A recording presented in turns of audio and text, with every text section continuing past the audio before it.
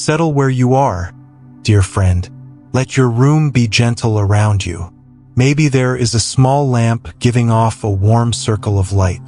Maybe a cup beside you still carries a little heat, rising in soft threads of steam. The rest of the space can be dim and forgiving. The day has done what it could. Now you are allowed to do nothing. Let your shoulders lower a fraction. Notice the simple relief of the surface beneath you, the way it supports you without asking anything back. If there are sounds, let them belong. A distant car, a neighbor's footfall, the whisper of evening air. You do not have to send them away. You can include them the way a wide lake includes ripples. Blink slowly. Give your eyes a minute to adjust to the kind light in the room. If it feels right, touch the rim of your cup or the edge of your pillow and let that simple contact bring you here now. Before we go on, let me know where you're listening from.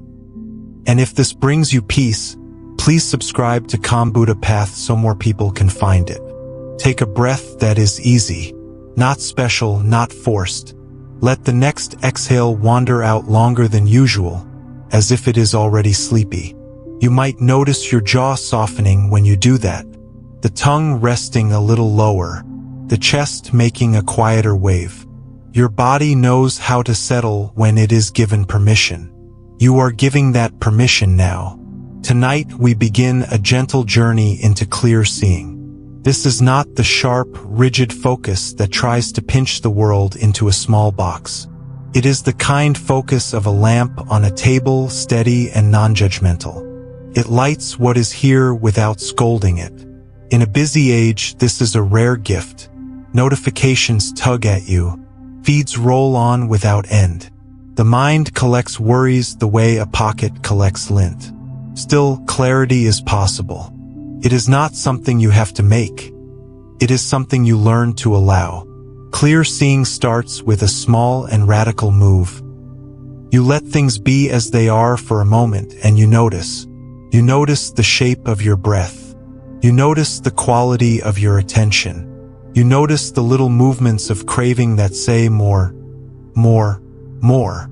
You notice the push of aversion that wants to get rid of discomfort now. You notice the fog of confusion that makes everything feel like a swirl. When you notice, the swirl is already a little less tight.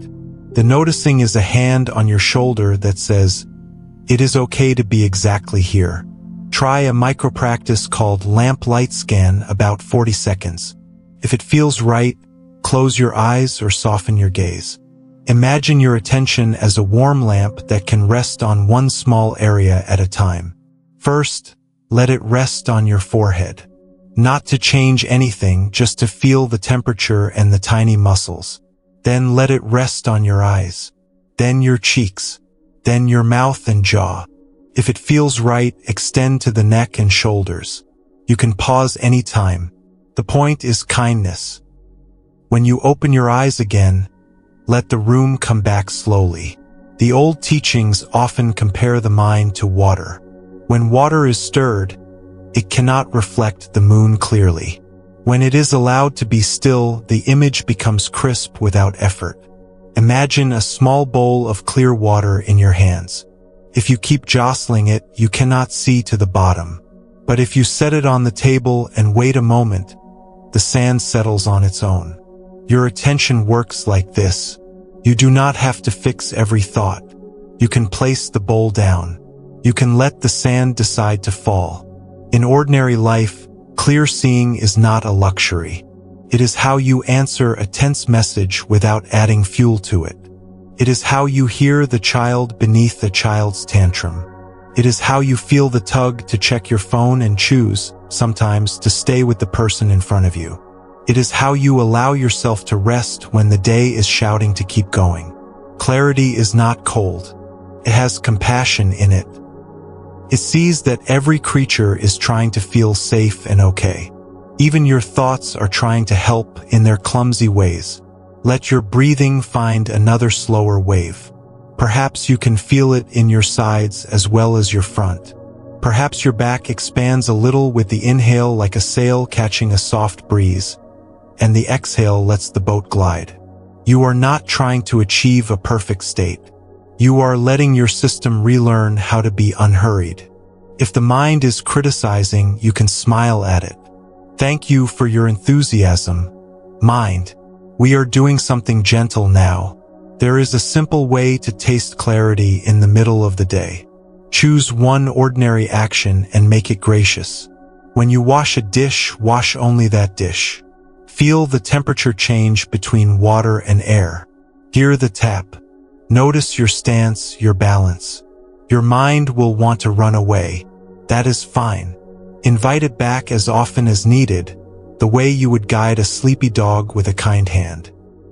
Moments like this are not wasted time. They are deposits into a quieter nervous system. Over time, they add up to a life that does not feel so chaste. Another micro-practice. Name and soften, about 30 seconds. When a strong feeling appears, if it feels right, give it a gentle one-word name, like worry, pressure, or ache. Say the name inside as if you are labeling a box in a closet, not as a judgment. Then allow your exhale to be a touch longer and soften one spot in your body by 1%, perhaps the brow or the belly. You can pause anytime. You do not have to finish the feeling. You are practicing clear seeing and gentle response in one move. A small story to keep close. In a village long ago, a student carried a jar of water to a teacher and complained that her mind was messy and loud. The teacher stirred the water with a stick until it clouded and said, "See, this is your mind when you keep poking it." Then the teacher set the jar down and waited. They sat together in silence as the bits of silt sank. After a while, the water was clear again. The teacher said, "And this is your mind when you leave it alone for a little while." The lesson was not to force stillness, but to stop the constant stirring. Tonight, you are setting the jar down. Clear seeing is not the same as controlling your thoughts. Thought will continue like weather. You learn to look through the weather to the wide sky. You may have a rain of to-dos. You may have gusts of memory. You can hold an umbrella, or stand under a porch, or step out and feel a few drops on your face. All are allowed. What matters is that you know weather is weather. You do not mistake a passing cloud for the shape of your life. This is the soft power of attention. It lets you choose your next move instead of being tugged by every wind. Let your eyes rest on one ordinary object nearby. A book spine, curtain fold, the curve of your cup. Describe it to yourself silently with 3 simple words that feel honest, like blue, frayed, smooth. Then let your gaze go slack again. You have just practiced clear naming. It brings you out of tight stories and back into direct experience. The world is full of direct experience waiting like kind landmarks. Your body loves these landmarks, finds them and settles. As the room cradles you now, notice the 3 familiar frictions that make life feel harsh. There is the grasping that reaches for more stimulation, more certainty, more praise. There is the pushing away that tenses against discomfort, delay, or mess. There is the haze of not knowing, the busy fog that makes you keep scrolling because choosing seems hard. None of these are wrong. They are habits of protection. Clear seeing does not fight them. It touches each one with a small light of awareness and says, "Thank you for trying to help." Then it chooses something kinder. If it feels right, try another micro-practice called 3-sound window, about 1 minute. Close your eyes or soften your gaze. Let your attention open like a window. Choose 3 sounds you can hear right now. The first may be near. The second may be faint. The third might be your own breathing or heartbeat. Do not reach for special sounds. Let them arrive. After each sound, allow a gentle breath out and imagine you are widening the window frame. You can stop anytime. When you open your eyes, notice if the room looks a touch friendlier. In this way, we grow a skill that changes how work feels, how care feels, how rest feels. Emails become words on a screen again, not tigers. Traffic becomes red lights and tail lights, not personal insults from fate. A hard conversation becomes two nervous hearts trying their best, not a battlefield. You may still set boundaries. You may still say no, but you will do it from a steadier place. The steadiness is not dramatic. It is like a stone in a pocket. You forget it is there until your fingers curl around it, and then you remember, oh, I have weight, I have a center. As the evening grows, give kindness to the body that has carried you. Let your hands rest in a way that feels trusting. If it feels right, send a relaxed breath low into the abdomen, like pouring warm tea into a quiet cup.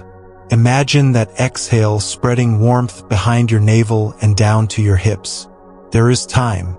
There is no rush to get anywhere.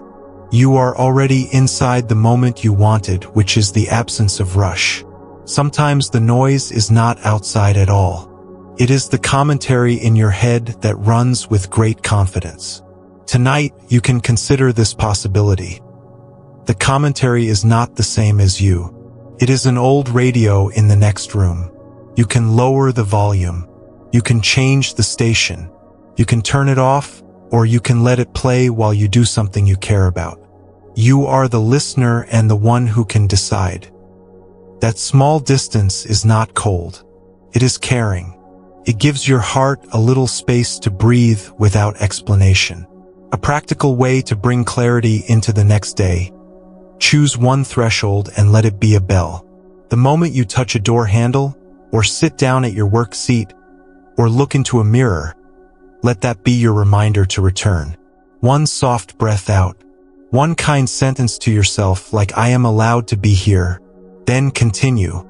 This is not a self-improvement plan. It is a friendship plan. You are learning to be a better friend to yourself in tiny windows. No one else needs to know. Your life will know. Another micro practice if it feels right. Soft eyes about 20 seconds. Pick a spot across the room and look at it with the least amount of effort you can. Let the muscles around your eyes loosen. Let your peripheral vision grow a little wider. Allow your exhale to lengthen on its own. There is nothing to accomplish. You are simply letting the nervous system taste what not trying feels like. When you bring your gaze back, keep a little of that softness. If sadness visits, if impatience arrives, if boredom comes in with muddy shoes, you do not have to be a perfect host. You can lay down a small mat and say, you can sit here for a while.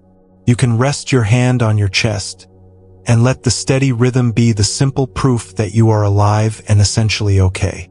You are not alone in any of this. Every person carries their own weather and their own jar of water. Every person is learning to put the stick down and let things clear. It is enough right now to feel how the night air or the room air touches your skin. It is enough to notice the soft pull of gravity that makes your body heavy in the best way. It is enough to allow a gentle gratitude to form without needing a reason. You can be grateful for a quiet lamp. You can be grateful for a pause. You can be grateful for the fact that, somewhere in the world, people you will never meet are also choosing to be kind in small ways tonight. These are threads of sanity that hold the human fabric together. You are part of that weaving.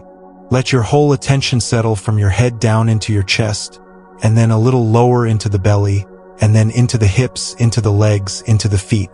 Like sand that slowly finds the bottom of a glass. Thought may keep wandering. That is fine. The sand still settles. The water still clears. You do not have to make the moon appear. It is already there, waiting for stillness to reflect it. Your heart already knows the shape of peace. Your attention is simply learning the way back. For the last few breaths here, allow a phrase to float in and out, if it feels right. Seeing clearly, acting kindly. Seeing clearly, acting kindly. No pressure. Let the words be like a warm scarf you place around your shoulders and then forget about. They will do their work in the background. You do not need to hold anything tightly. When you are ready, You can close your eyes for a few moments longer, or you can keep them half open and feel the room's steady welcome. Tonight, clear seeing begins as a practice of belonging. You belong to this body, this breath, this small circle of light. You belong to the wider sky that contains your weather. You belong to a lineage of humans who discovered that attention can heal much by its gentleness alone. The world will still be noisy sometimes, but in you there is a lake that is learning how to be calm again. We will visit that lake many times.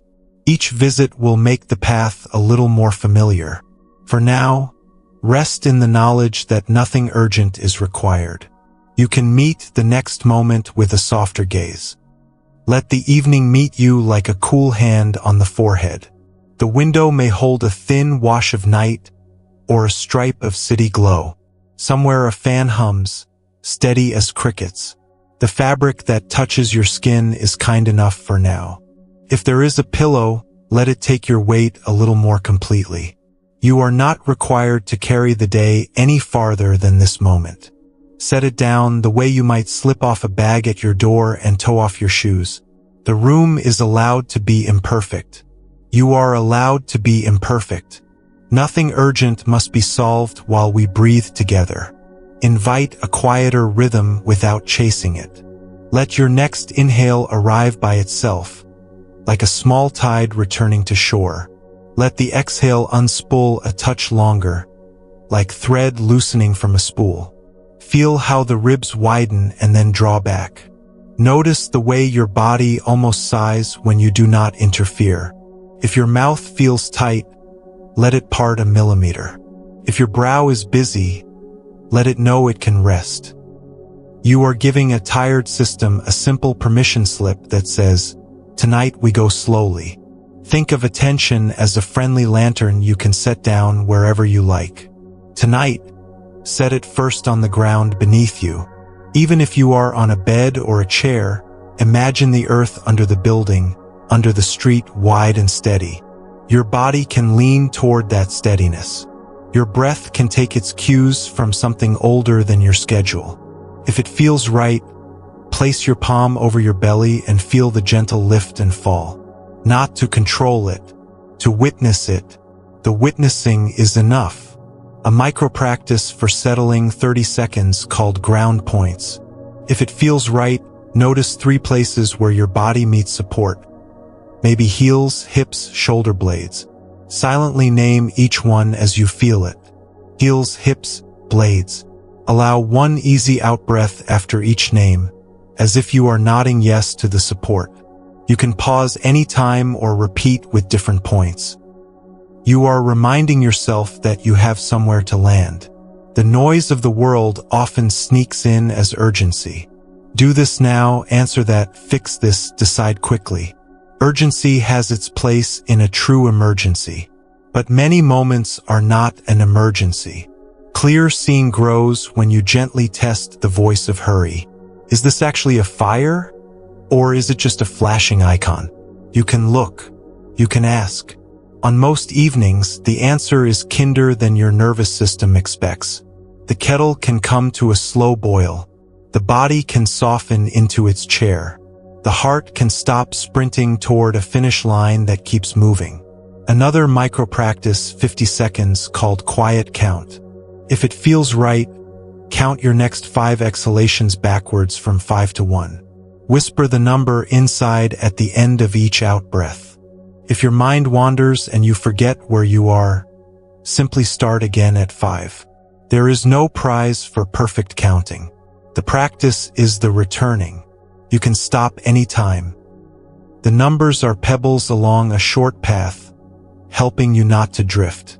You may notice craving showing up as you settle. A tug to check a screen. A hope for a different mood. A wish for the perfect position before you can relax. Craving is not a villain. It is a little scout that wants comfort. In clear seeing, you acknowledge the scout without following it into the thicket. You say, "I notice wanting." You say it as kindly as you would to a child who wants one more story. Sometimes you give that story. Sometimes you smile and dim the light. Tonight, the smile may be enough. Aversion can also arrive dressed as productivity. It says, if we keep talking about stillness, we will fall behind. It says, if we stop now, the worry will grow. Clear seeing hears that voice and checks the facts. Right now, breathing is happening. Right now, the body that has carried you for years is asking for a sip of gentleness. You can try an experiment. 10 breaths with your attention at your nose, or your lips, or the chest. Then see how you feel. Often, the first 10 are enough to change the tone of the room inside you. Confusion is the third visitor, the fog that rolls in and makes every choice look the same. When confusion comes, you can reduce the size of the problem. Instead of deciding the shape of your whole life, you decide to feel your hands. Instead of mapping the next 6 months, you choose the next compassionate sentence you will say to yourself. This is focus not as a squeeze, but as a narrowing of the task to one human-sized action. The fog does not need to lift all at once. You only need a few feet of clarity to take a step. A small story for balance. A long time ago, a diligent student became exhausted striving to reach calm. He had tightened his practice like a rope and was fraying. A wise teacher asked him how he tuned the strings of his instrument. Not too tight or they would snap, not too loose or they would not sing, the student said. The teacher nodded. Let your effort be like that. Not slack, not strained. The student kept this in his pocket and, with kinder effort, found steadier peace. You can keep it in your pocket too. When you feel the urge to grip attention like a fist, loosen a little. When you feel yourself drifting into sleepiness if alertness is needed, brighten a little. Middle way, gentle tuning. Let's practice that balance with a simple exercise, 1 minute, called feather and stone. If it feels right, imagine your inhale is a feather landing lightly on your chest. No Buddhisht. On the exhale, imagine a small stone settling into a still pond at the belly. Feather, stone. Light then grounded. Repeat for a few cycles. If it helps, place one hand on the chest and one on the abdomen to feel the different qualities. You can stop anytime. You are teaching your system how to be both awake and at ease. In daily life, focus often gets confused with narrowing the world into a tunnel. Clear seeing suggests something different. Soft focus with wide kindness. When you write an email, feel the weight of your feet and the chair under you. When you listen to a friend, sense the warmth in your chest while hearing their words. When you walk to the kitchen, let your attention include the feel of air on your face. It is not multitasking.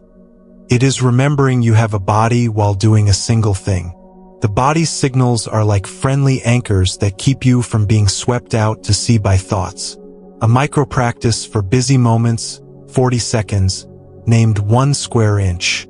If it feels right, select a tiny patch of skin, maybe the webbing between thumb and index, or the space above your heart. For 6 breaths, place all your attention on sensations in that 1 square inch. Warmth, coolness, pulse, fabric, nothing. Do not search for special sensations. Let whatever is there be there. You can pause anytime. When you return to your task, see if you carry one more degree of steadiness. There are days when thinking feels like static. You may try to force order and get more noise. In those moments, let the senses lead. Look for 3 straight lines you can see from where you are. The edge of a table, the frame of a picture, the seam of a curtain. Name them silently. Then look for 3 curves. The handle of a mug, the arc of a chair back, the slope of your shoulder. Name them too. You have just taken the elevator out of your head and stepped into a quieter room called seeing. 15 seconds can be enough to tip the mind back toward clarity. Sometimes you may worry that softening means losing your edge. That without the push of anxiety, you won't show up. Clear seeing offers a different fuel. Instead of running on adrenaline spikes, you run on alignment. You choose a focus because it matters, not because you are chased. A steady fire cooks better than a flash flare. You still meet deadlines. You still care deeply, but you do it from a spine that feels less brittle. People around you notice the difference. Conversations get cleaner. Decisions get kinder. You finish the day with something left in the tank. Consider a threshold practice for tomorrow morning. The moment you touch your phone for the first time, pause. Feel the device's temperature. Notice the microtension in your hand. Ask a tiny question. What is the kindest first tap? It might be a breath before opening anything at all. It might be a message to someone you love. It might be no tap, placing the phone down and feeling the floor under your feet for 5 seconds. This is not a rule. It is a way to see that you have choices where habit pretends you do not. If it feels right, try shoulder melt 20 seconds. Gently lift both shoulders toward your ears, just enough to notice effort. Hold for one slow breath in, then let them drop as you breathe out longer. Repeat once. You can stop anytime. Watch how the neck and jaw take the hint. Small releases can unlock larger ones. Your body hears the message even before the mind does. We are safe enough to soften. When emotions surge, the temptation is to argue with them or drown in them. Clear seeing offers a middle response. Accompany them. When irritation rises, you can notice the heat in your face and the speed in your thoughts. You can say heat, speed. You can let the exhale lengthen by a beat. You can adjust one thing in the environment. Sit back in your chair, lower your gaze, take your hand off the keyboard before replying. These are not grand gestures. They are tiny valves that release pressure before pipes rattle. In time, your inner plumber gets very skilled. Here's an everyday parable from the kitchen. A person boils water for tea and stares at the kettle as if glaring will make it bubble. It seems to take forever. Eventually, frustrated, they walk away to take a slow breath by the window. In the space of that breath, the kettle begins to roll and sing. Attention can be like that. When you glare at the mind demanding calm, it resists. When you step back a little and tend to your wider senses, calm starts itself. You become the person at the window, not the one gripping the handle. A micro-practice for transitions, 40 seconds, called doorframe pause. If it feels right, each time you pass through a doorway tonight, pause with one foot in and one out. Feel both feet. Let one breath leave slowly. Ask, what am I carrying in? What can I leave out? No need to answer with words. Then continue. You can skip any doorway you like. You are training yourself to use the architecture of the world as gentle bells. Focus, in the way we are exploring, holds hands with compassion. If your attention turns sharp and scolding, it will slice at you and at others. If it turns warm and steady, it will illuminate without harm. Try speaking to yourself the way you would to someone you want to protect. You can say, I see you trying. You can say, this is hard and you are still worthy. You can say, let's do one small thing well, then rest. These phrases are not indulgence. They are the conditions in which sustainable focus grows. If it feels right, a final settling practice for tonight, 1 minute, named 3-level breath. Bring gentle attention first to the nostrils for 2 easy breaths, noticing coolness in, warmth out. Then to the chest for 2 breaths, sensing widen and settle. Then to the belly for 2 breaths, feeling the slow tide. If you like, repeat the cycle once. You can stop anytime. As you move down the levels, imagine your center of gravity dropping, your thoughts placing their weight on lower shelves. As the room quiets, remember that you are not trying to turn off life. You are learning to relate to it with wiser eyes. Notifications will still exist. You will meet them when it is time. Thoughts will still pass through. You will greet them with the politeness you reserve for neighbors you do not need to invite in. Your breath will continue to be your most faithful companion, present at every threshold. ready to show you the next soft place to stand. Let the last minutes of this part be as simple as resting your attention on the small sensations that prove you are here. The fabric at your ankle, the gentle pull of gravity on your hand, the cool patch of air near your wrist. You are not chasing meaning. You are letting meaning find you in the most ordinary ways. This is how focus becomes a life, not just a task. One quiet square inch at a time, one doorway at a time, one breath that drifts a little longer than the last. If sleep is near, you can welcome it as another form of clear seeing. Sleep is the body's way of tidying the room without your supervision. If wakefulness remains, you can simply lie in the clean light of attention, unhurried, kind, tuned like a good instrument. Either way, you are practicing. Either way, you are already part of a gentler world. Listen for a moment to whatever the night is offering. Maybe you can hear a light rain touching the window, or the hush that follows a day of weather. Maybe there is only the faint hum of appliances and your own small sounds, the whisper of fabric when you shift, the quiet swallow after a sip. Let the room be gently dim. If a blanket is nearby, gather it a little closer and notice the pleasant weight. Your body understands this language. It recognizes signals of safety in warm edges, in soft textures, in steady rhythms. You are allowed to lean into that. Invite your breath to lengthen without effort, the way a river widens before it meets the sea. Let the inhale arrive as it wants. Let the exhale trail a bit longer, as if you were walking a friend to the door and not rushing the goodbye. Feel how the abdomen loosens when you do that. Feel how the shoulders drop a few grains lower, as if sand were pouring out of them. If your mind is restless, you can give it a tiny job. Count 1 on the out-breath and do nothing on the in-breath. Then 2 on the next out-breath. Stop at 5 or stop before whenever you like. You are not trying to be a machine. You are letting yourself be human. Tonight we turn toward a helpful distinction. There is resisting life and there is allowing life. Resisting is not always loud. Sometimes it is a subtle clench behind the eyes or in the belly. It is the inner hand that tries to push away a feeling or hold a posture of control over everything. Allowing is not passive.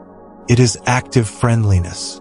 It is the soft decision to stop fighting what is already here and to work with it.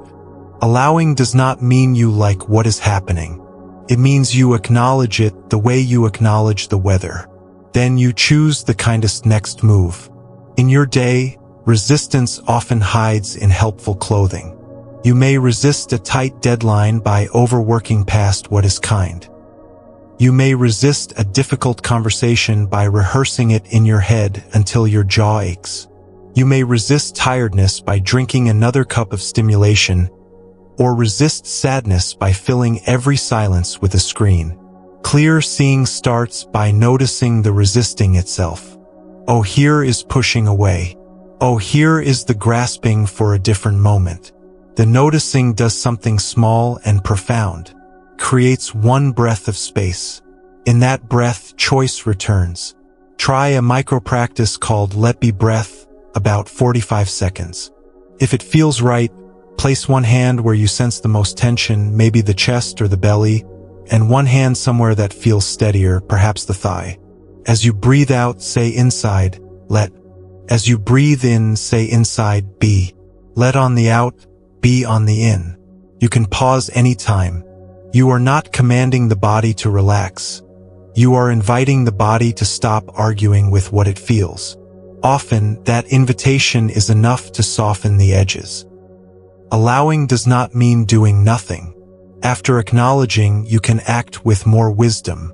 If a message stings, allowing might look like waiting 2 minutes before replying. If your back is tight from sitting, allowing might mean standing and leaning gently against a wall for 3 breaths.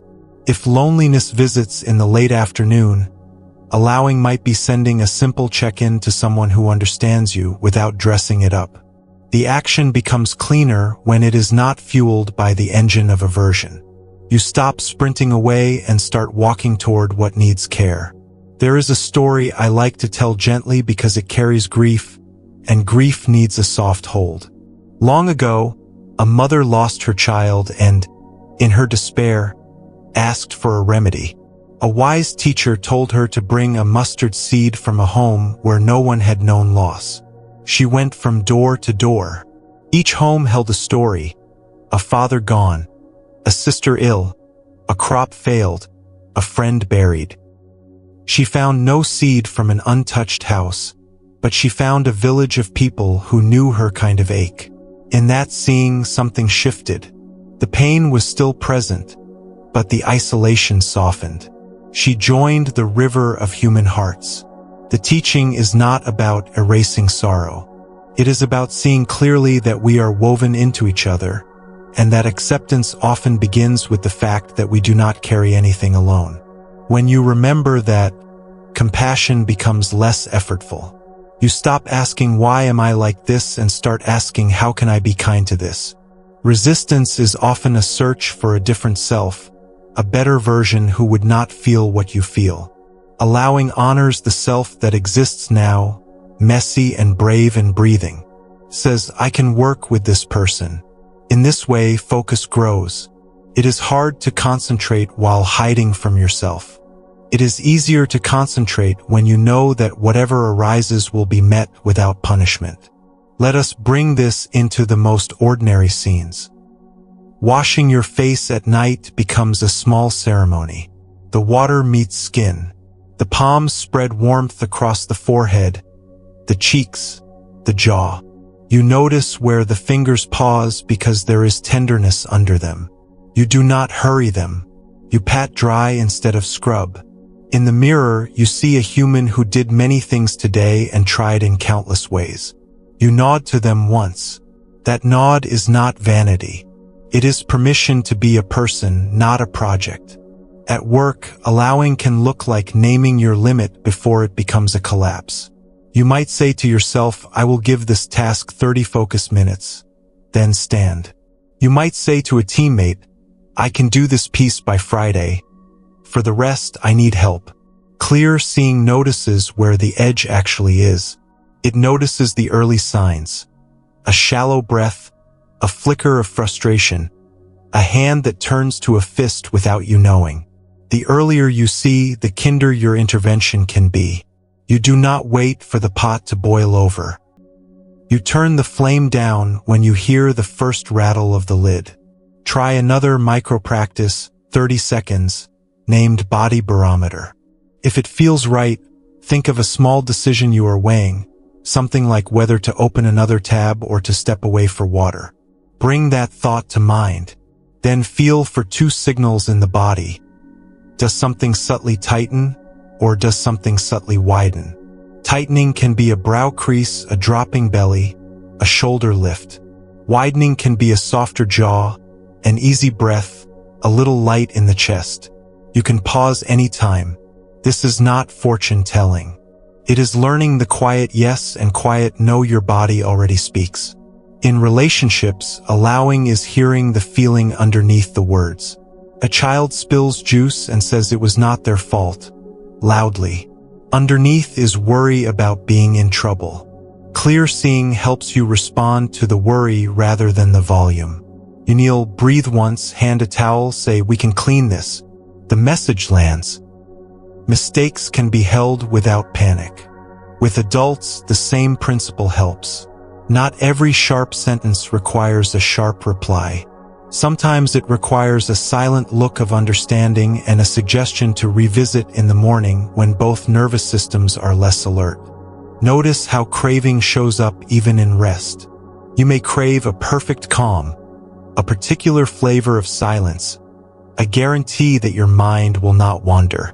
When clear seeing catches that, it smiles, says, there is wanting here. It does not shame wanting. It includes it the way a big sky includes a small cloud. Often, wanting relaxes when it is welcomed. It was knocking loudly because it thought no one would let it in. Aversion also arrives. Says, not this sensation, not this thought, not this memory. You can answer, I know. I will hold the door without forcing anything to stay. Let's see what happens if we do not chase or kick out. Confusion might linger around the edges. If it does, you shrink the question again. What is the next kind thing I can actually do? Drink water. Loosen my jaw. Lay my phone face down. The way through fog is one lantern length at a time. There is wisdom in the body that does not come from theories. When you cut your finger, you do not tell it how to knit. It knows and it works in the dark. When you sleep, the brain tidies, files, clears, often without your conscious command. In the same way, attention recalibrates when given gentle conditions. Your job becomes creating those conditions. Less poking, more patience. Less forcing, more steady return. It is humbling and relieving to realize that much of the healing is not your personal performance. You make space. Nature participates. An everyday example. You sit down to write a message you have been avoiding. Your stomach tightens. In resistance, you might bully yourself, just do it, what is wrong with you? In allowing, you feel the tightness, you breathe once into your belly, you say inside, there is apprehension here. Then you choose a first tiny action. Write hello and the person's name.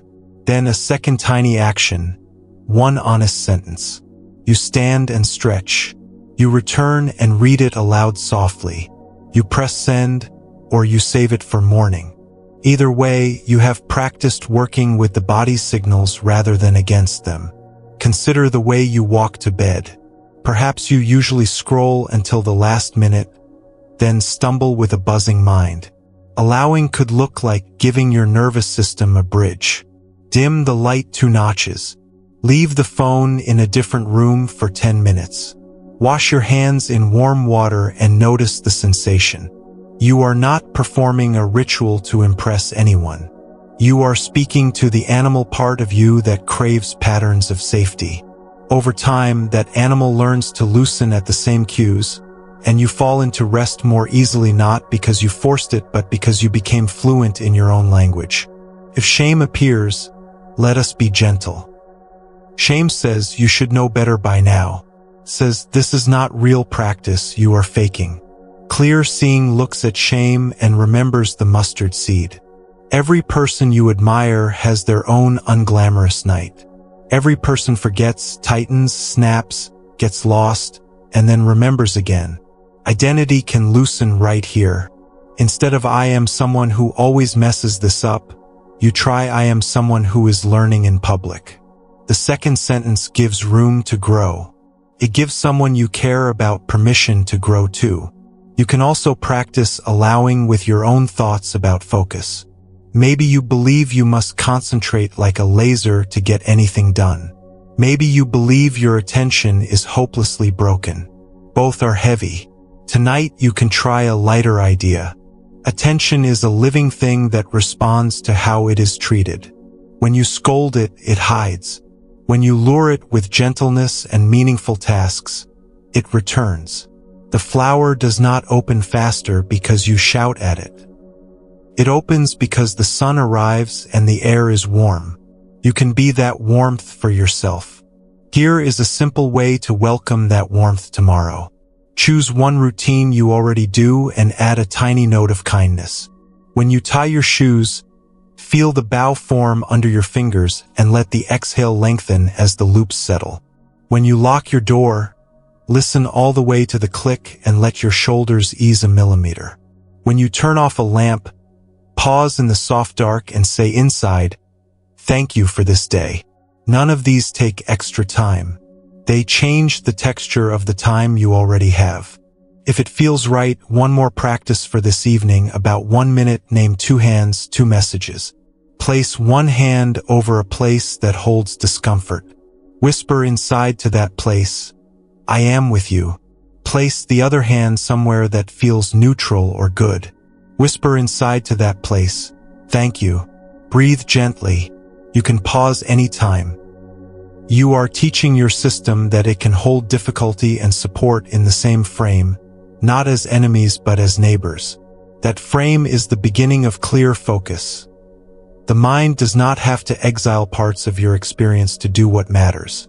As the rain, or the hum, or the friendly silence continues, notice if your face wants to soften a touch more. The eyelids can grow heavier without closing. The corners of the mouth can rest. The throat can widen slightly, as if making room for a warmed drink. Feel the comfort of being partially unmade by the night, of letting rolls slip off one by one. You do not have to be the planner right now, or the fixer, or the one who has a take. You can be the one who breathes and listens and drifts. Before we close this part, place a quiet phrase where you can find it later. Something like, "Let's work with what is here," or "Soft eyes, steady heart," or any sentence that comes that feels honest. Put it in your pocket. Use it at the sink, in the car, in a meeting where you feel yourself tighten. These small phrases are not charms. They are reminders that you have a choice between resisting and allowing, between clenching and opening. You will forget. Then you will remember. Each remembering strengthens the groove of kindness.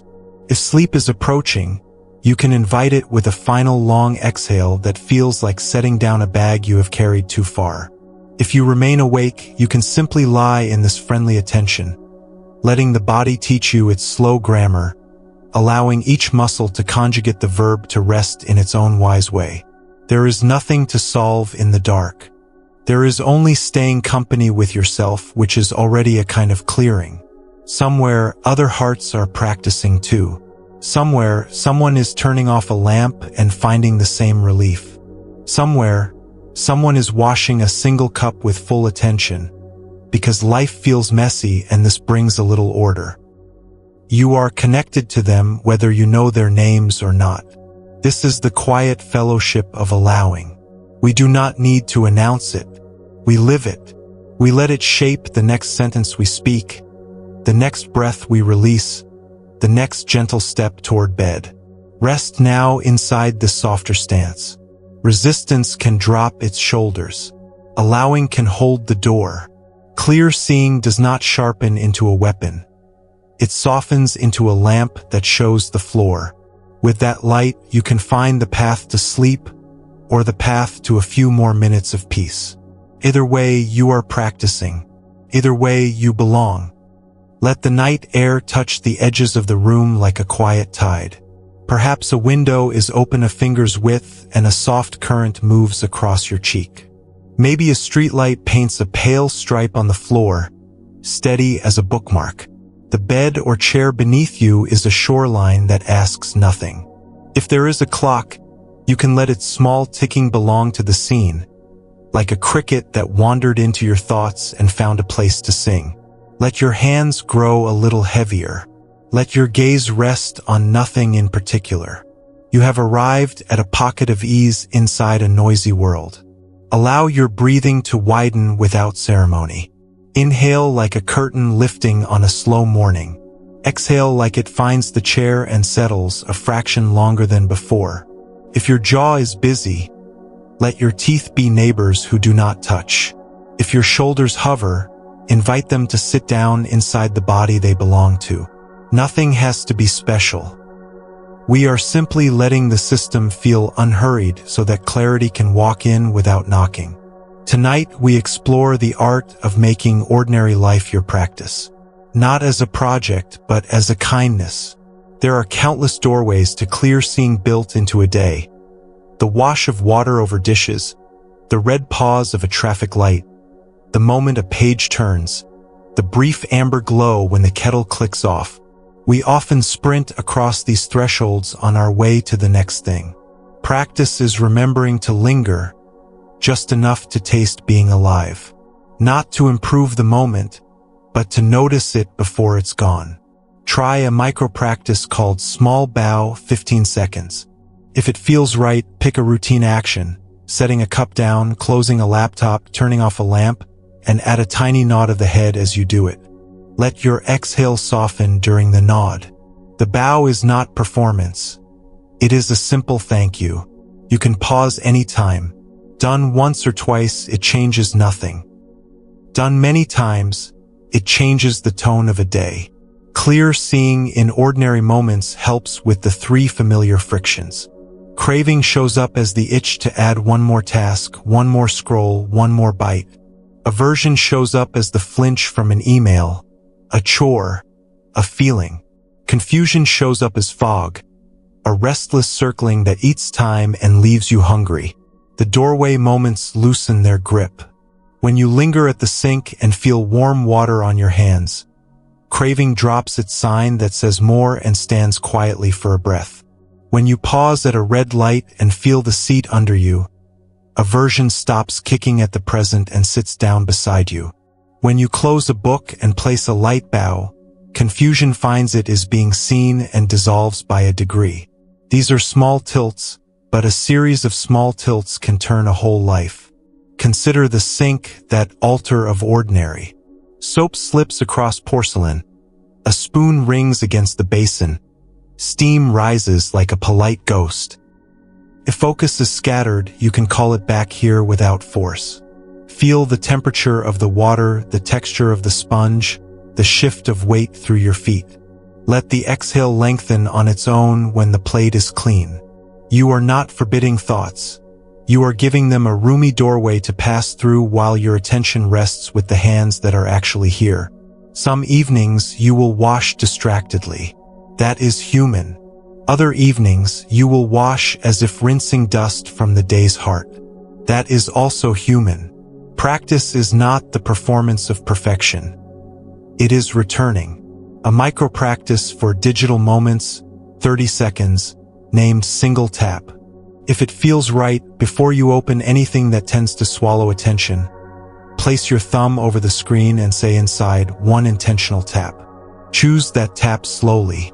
Maybe it is a message you truly want to send. Maybe it is a note to yourself. Maybe it is nothing, you place the phone down again. You can pause anytime. The point is to replace habit with a single honest move. There's an old story about 2 monks walking by a river. A woman stood there, anxious about crossing, and asked for help. The younger monk, bound by a rule he took very literally, refused. The elder picked her up, carried her over, and set her down. Hours later, the younger monk burst out, "How could you do that? We are not supposed to touch women." The elder replied, "Brother, I set her down at the river. Why are you still carrying her?" The teaching is simple and deep. We lift what needs lifting and then we put it down. What we carry in the mind long after the moment has ended becomes the real weight. You can test this in a small way.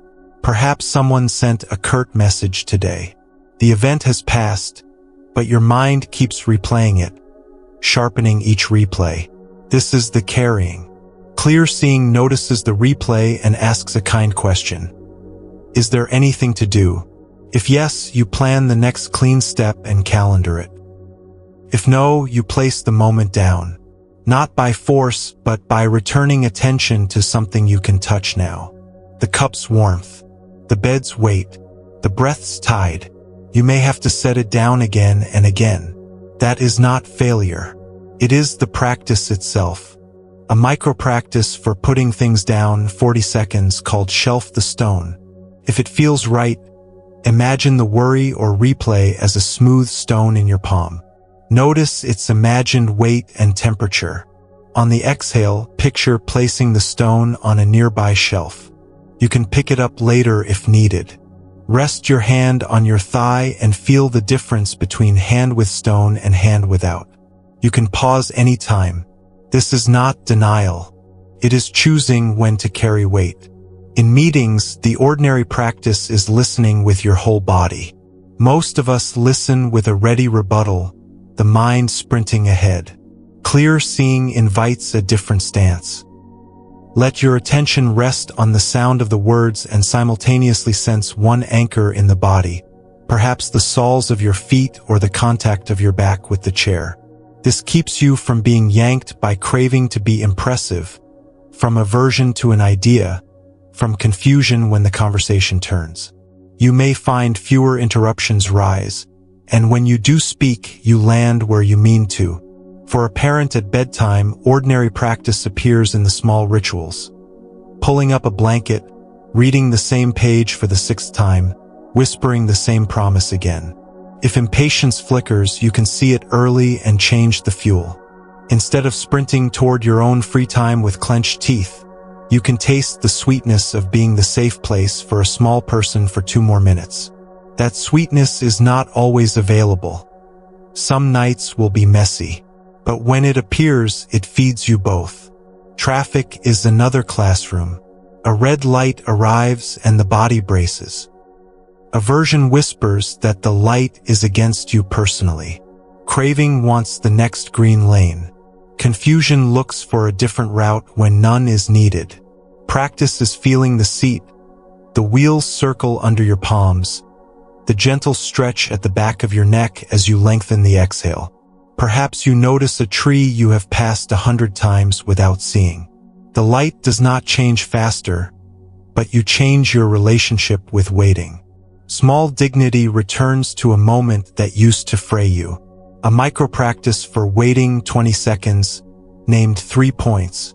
If it feels right when you are paused at a light in a line by a kettle, touch 3 points with awareness.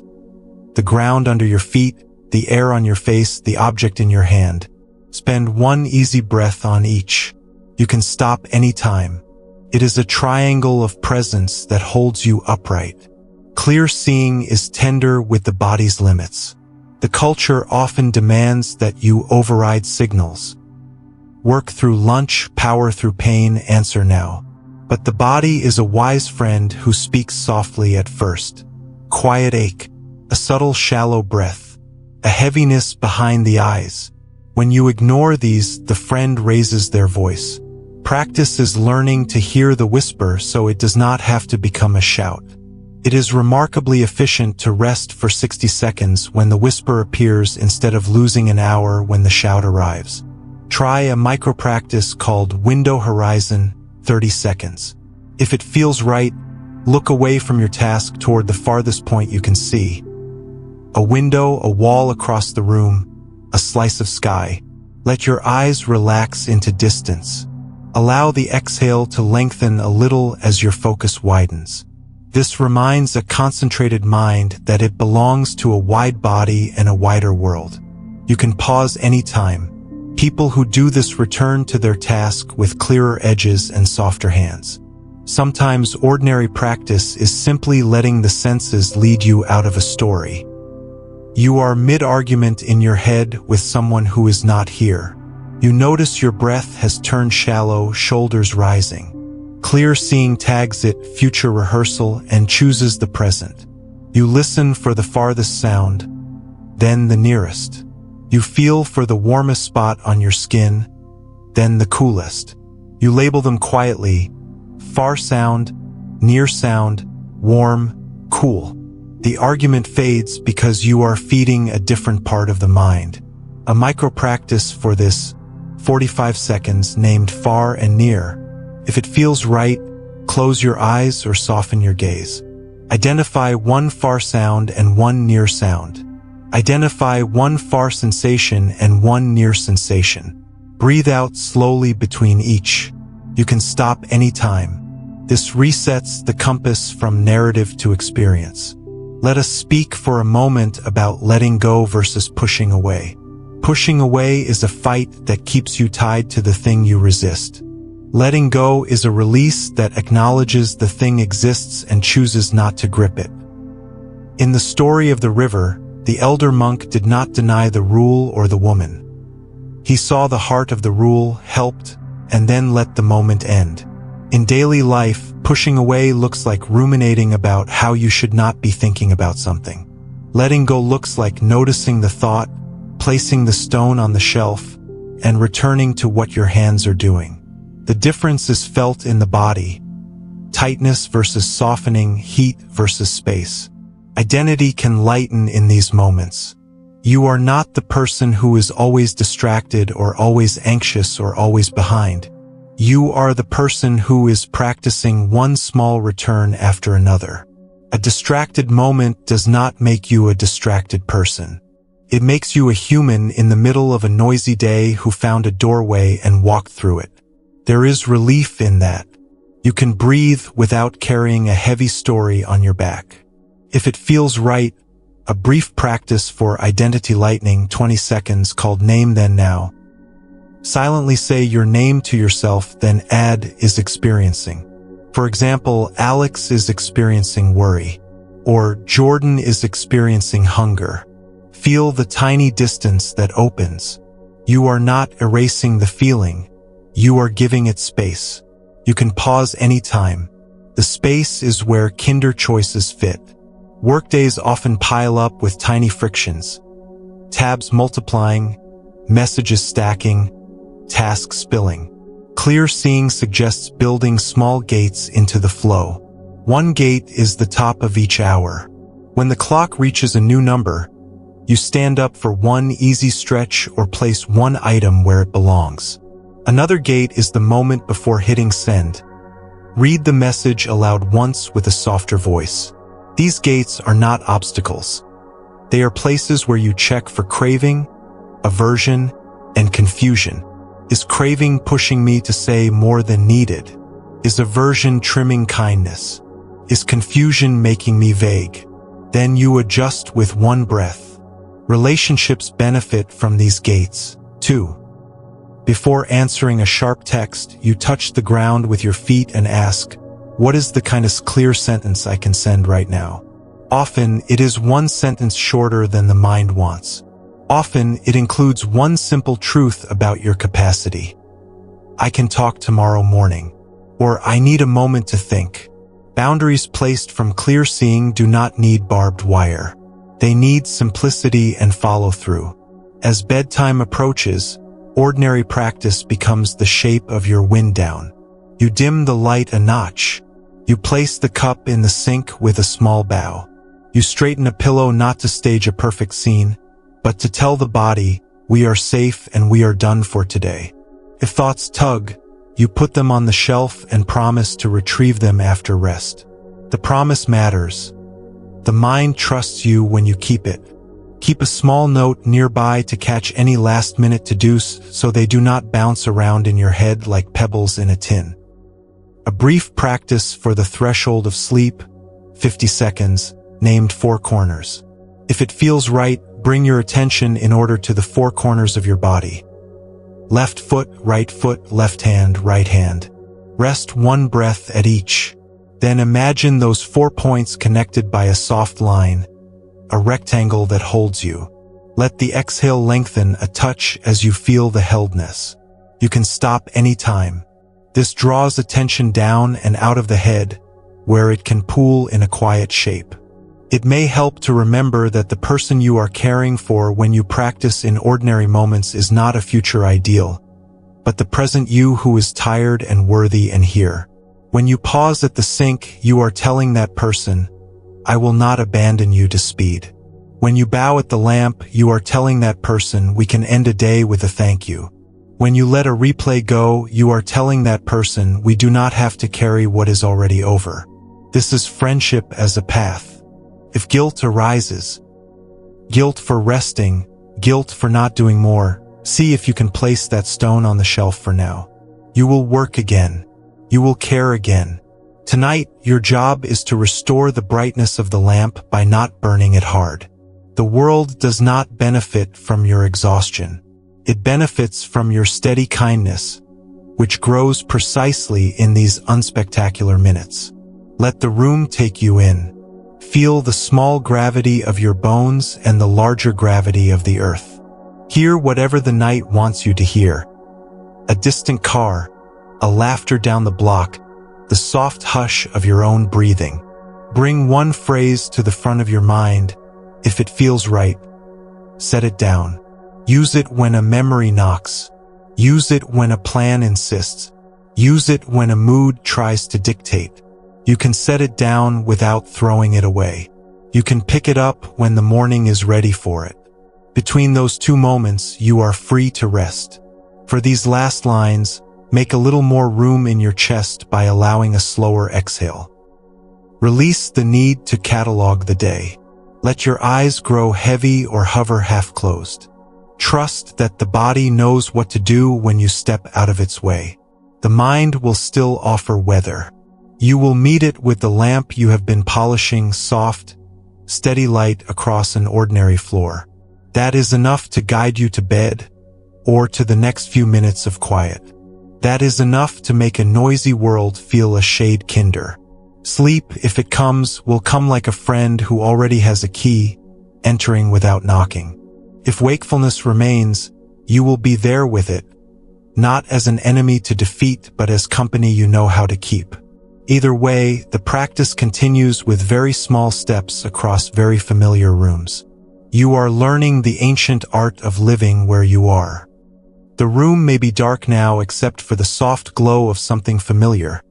A small night light near the wall, the faint rectangle of a window where the sky is the color of slate. Perhaps a bit of breeze moves the edge of a curtain like a slow tide. The pillow fits the curve of your head as if it has been waiting for this exact weight.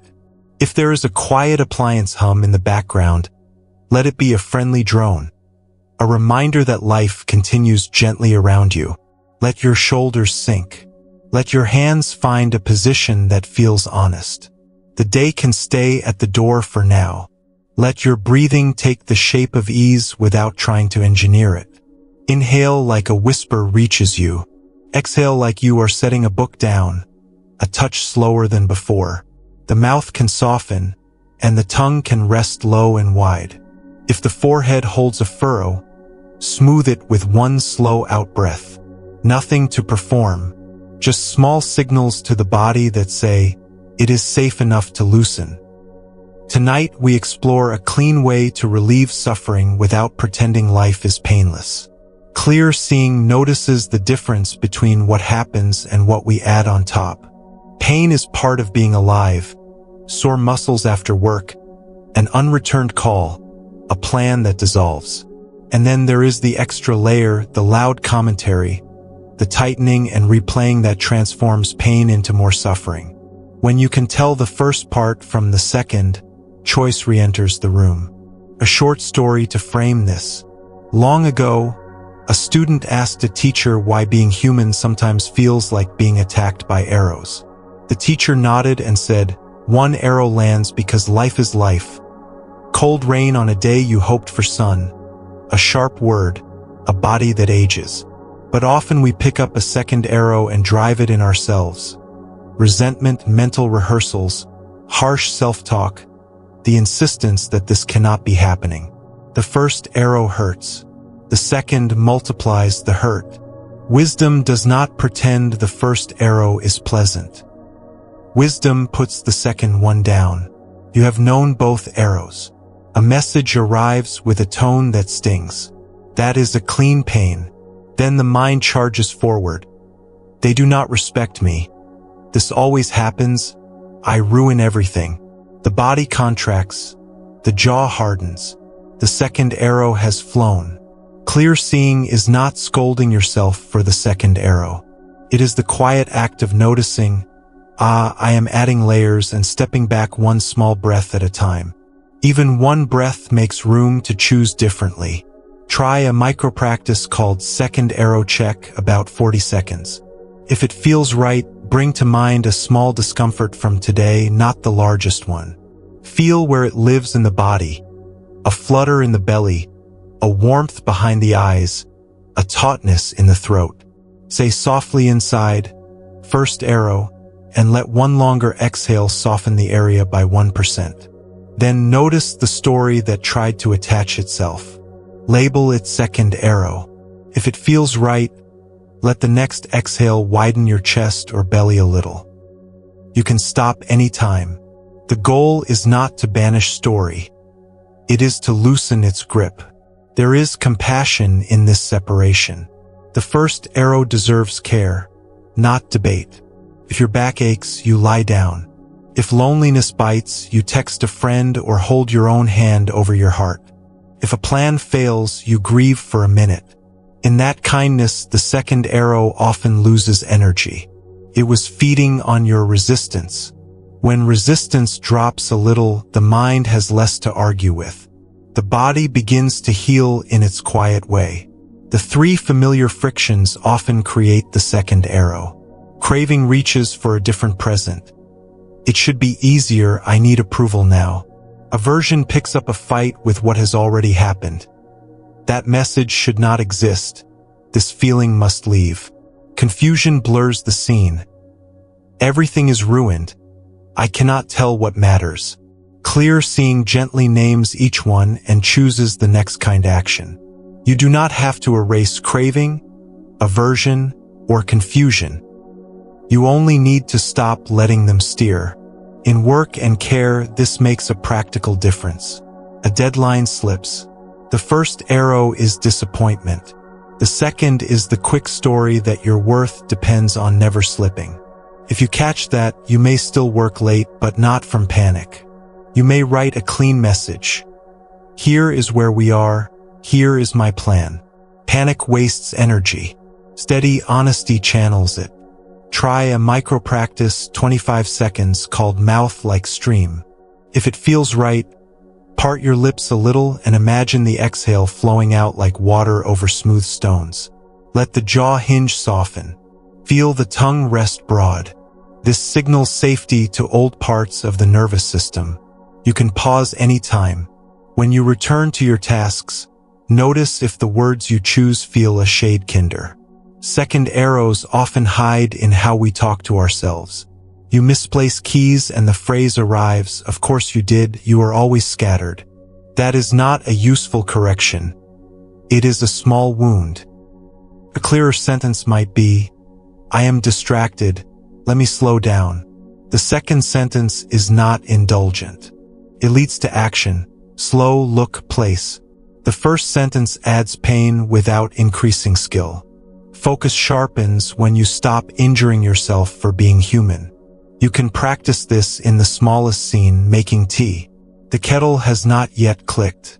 Tiny impatience rises. That is the first arrow, discomfort with waiting.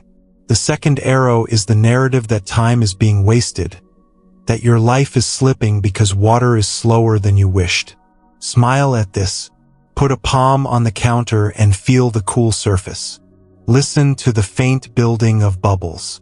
Sometimes you catch the click just as you drop the story, and there is a little laugh in your chest, a private relief that the world does not bend to impatience and you do not need it to. A micro-practice for messages, 40 seconds, named reframe before send. If it feels right, before replying to something charged, write your first sentence and then step your body back from the device by 1 foot. Place your attention in the soles of your feet for 1 breath. Ask yourself, is this sentence a second arrow? If it is, soften or shorten it.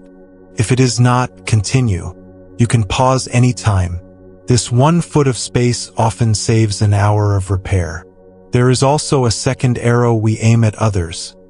Assuming motives, predicting the worst, building a case. Clear seeing turns toward behavior and needs.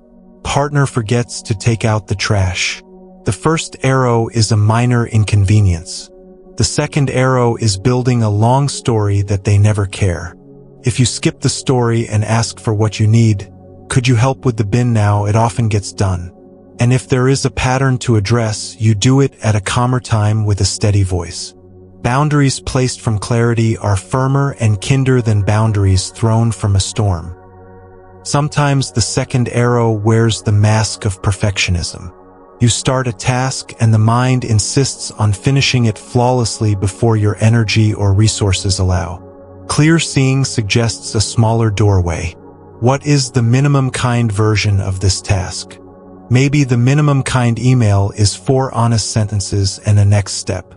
Maybe the minimum kind dinner is toast, eggs, and a sliced apple on 1 plate.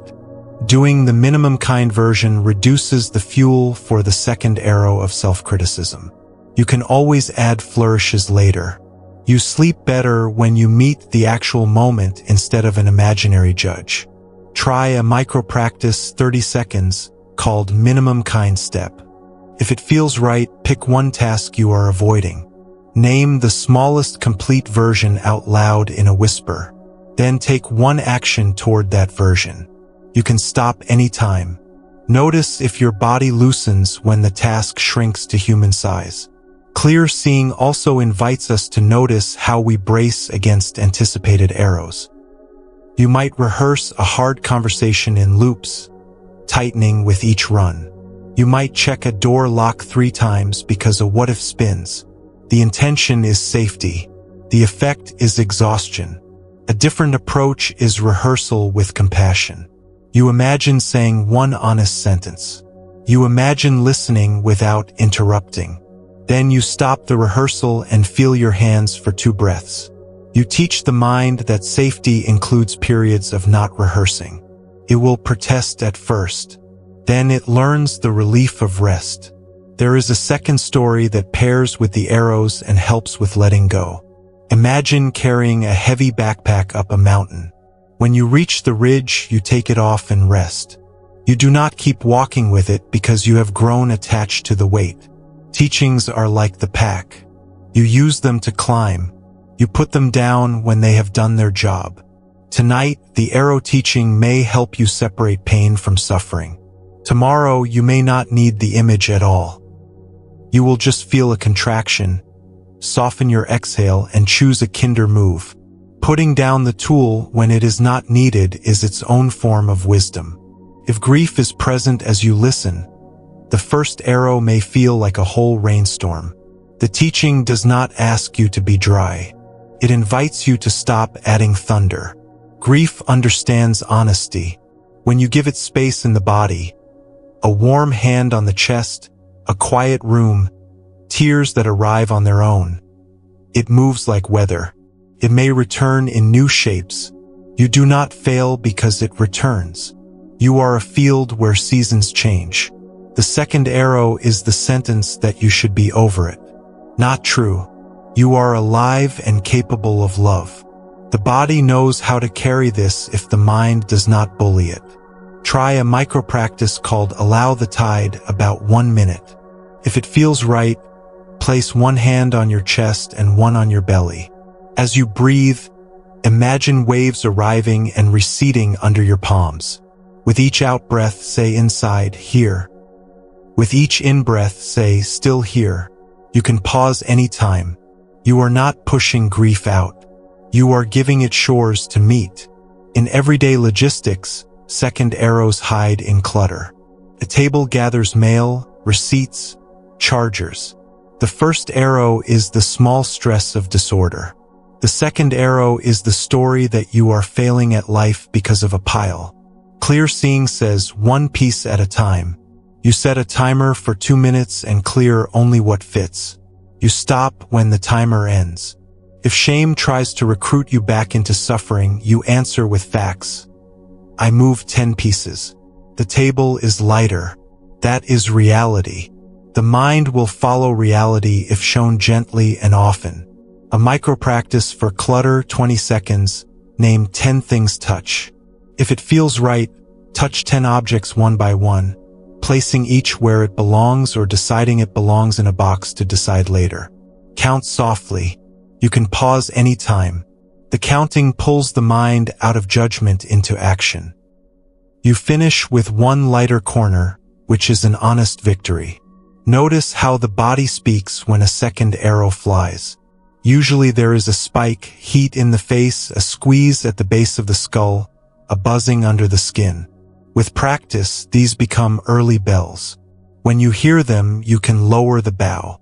Perhaps you step outside and look toward the farthest point for 20 seconds. Perhaps you drink water and feel the coolness all the way down. Perhaps you put your palm on the table and feel its solidness. Each move says to the old part of the brain, we are not in a hunt, we are not prey, we can choose. Try a micro-practice, 30 seconds, called Palm on Wood. If it feels right, press your hand flat on any nearby wood or stable surface. Feel temperature, texture, the outline of your fingers. Let one exhale lengthen as if you were transferring a small weight into the table. You can pause anytime. It is hard to fire a second arrow with a relaxed hand. Identity can soften here as well.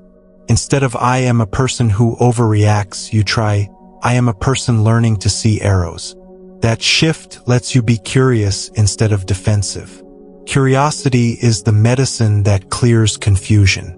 When you are curious, the mind asks, what is the clean pain? What is the added pain? What is a kind next move? These questions do not demand an instant answer. They open space.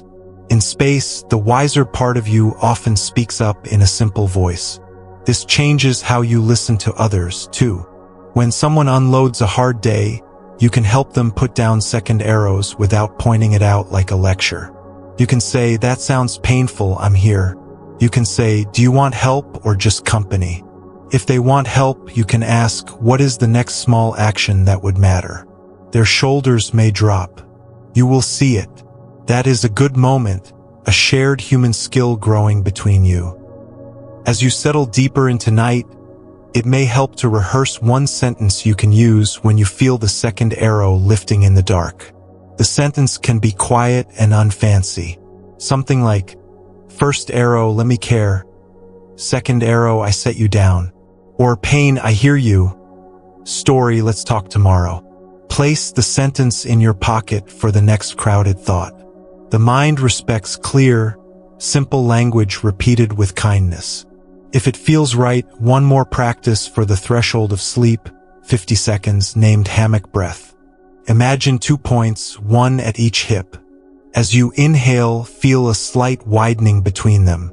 As you exhale, feel a gentle sagging inward, like a hammock receiving your weight.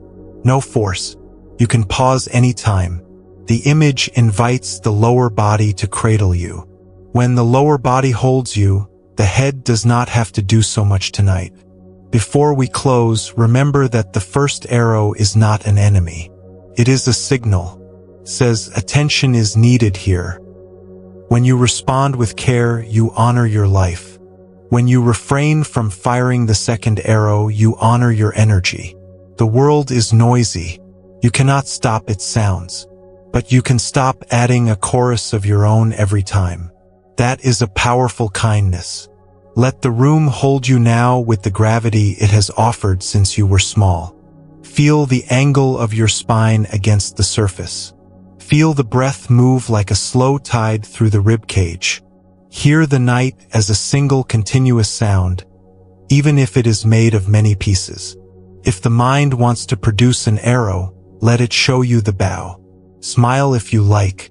Set both down on the floor beside the bed. You can pick them up in the morning if needed. You probably will not. For the last moments, allow one phrase to drift as the breath drifts. Less adding, more caring. Or simple pain, simple kindness. Let the words blur as your eyelids grow heavier. There is no test to pass. Only a human resting after trying, learning the art of doing less harm to themselves in small, honest ways. That is clear seeing. That is focus with a warm heart. Sleep, if it arrives, can come through the quiet door you have opened. Wakefulness, if it stays, can lie beside you without being stabbed by commentary. You have separated what happens from what you add. You have given yourself room to move gently in any direction. That is more than enough for tonight. Let the night hold you the way a gentle cove holds a small boat. The pillow cradles the curve of your head. A faint draft may pass across your ankle like a cool ribbon. Perhaps somewhere a late train hums in the distance, a line of sound that comes and goes. The fabric against your skin is quiet, familiar. If a lamp is still on, you might lower it a notch and let the edges of the room soften. Nothing needs to be sharp right now. You can arrive fully in this pool of calm. Allow your breathing to lengthen with no performance. Let the inhale lift like a low tide. Let the exhale spill a little longer, as if pouring water back into a cup and lingering on the last drop. If your eyes want to grow heavy, let them. If your hands want to rest palm down or palm up, follow their hint. Your body has carried you all day. Now it asks only for patience and gentle company. You can grant that breath by breath. Tonight we explore a simple, powerful distinction that clears a surprising amount of noise. the difference between what your senses show you and what your mind says about it. The senses are honest messengers. Cool air on the cheek, warmth at the throat, a sound at the door, pressure at your heel. The mind is a brilliant storyteller, weaving meanings, predictions, defenses, and plans with the speed of weather. Clear seeing is not distrusting the mind. It is knowing when a story is playing and when the room itself is speaking. Notice it now. There is the sensation of the surface under you. There is the sound in the near or far distance. There is the rise and fall at your chest or belly. These do not argue. They announce themselves and then fade. Then the storyteller arrives with commentary, how the day went, what might go wrong tomorrow, who understood you, who didn't, what you should have said. This radio can be witty or harsh, helpful or exhausting. Clear seeing learns to reach for the dial. You do not smash the radio. You lower the volume when needed. You listen to the room again. You return to sense data, which lives in the present where action is actually possible. Try a micro-practice named Sense, Then Story, 45 seconds. If it feels right, close your eyes or soften your gaze. Name 3 sensations in plain words: cool air on cheek, pressure at heel, fabric on wrist. After each one, let an easy out-breath lengthen by a beat. Then, if a thought appears, say softly inside, story, and let it pass like a headline on a screen. You can pause anytime. This is not a war on thinking. It is learning which channel you are tuned to. During the day, Sense Then Story makes practical differences. An email arrives with a clipped tone. Before replying, your senses tell you. Shoulders lifting, jaw firming, breath shallow. You name them. The act of naming loosens the gears.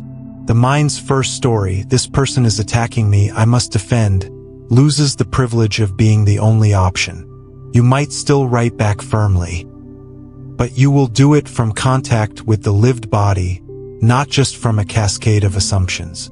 When you stay with the senses for a few breaths, the mind often offers a second story that is cleaner. Ask a clarifying question, propose a next step, go get water first. Craving, aversion, and confusion all feed the storytelling radio. Craving wants more certainty, more praise, more stimulation, more proof. It spins stories that promise satisfaction if you just earn one more check mark. Aversion pushes against what is already here, telling you a different present would make you safe. Confusion fills the air with fog, so every option looks equally wrong. Clear seeing recognizes these tones. You do not have to mute them forever. You only need to notice them in time to choose the next small kind action. A micro-practice for busy moments, 30 seconds, called Label and Land. If it feels right, when you notice the radio getting loud, try labeling the dominant tone with a single word. Wanting, pushing, or fog. Then place your attention firmly on one body anchor, the soles, the seat, or the hand that touches the table. Land there for 2 breaths. You can stop anytime.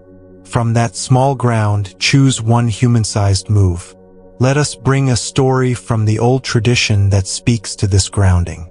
Long ago, it is said that as a seeker sat beneath a tree, his mind flooded with doubts and lures. Prove yourself, said one voice. Give up, said another. You don't deserve this, said a third. He did not fight the voices. He did not argue every point. He reached his hand down and touched the earth. In that gesture, he called reality itself as witness. I am here, breathing, alive, sitting on this ground. The voices lost some of their authority because he had anchored in something older and truer than their demands. Whether or not the moment happened exactly as told is not important. The lesson is clear and simple. When the mind is loud, touch something real and let it remind you of your place. Try a micro-practice based on that gesture, 40 seconds, named Earth Touch.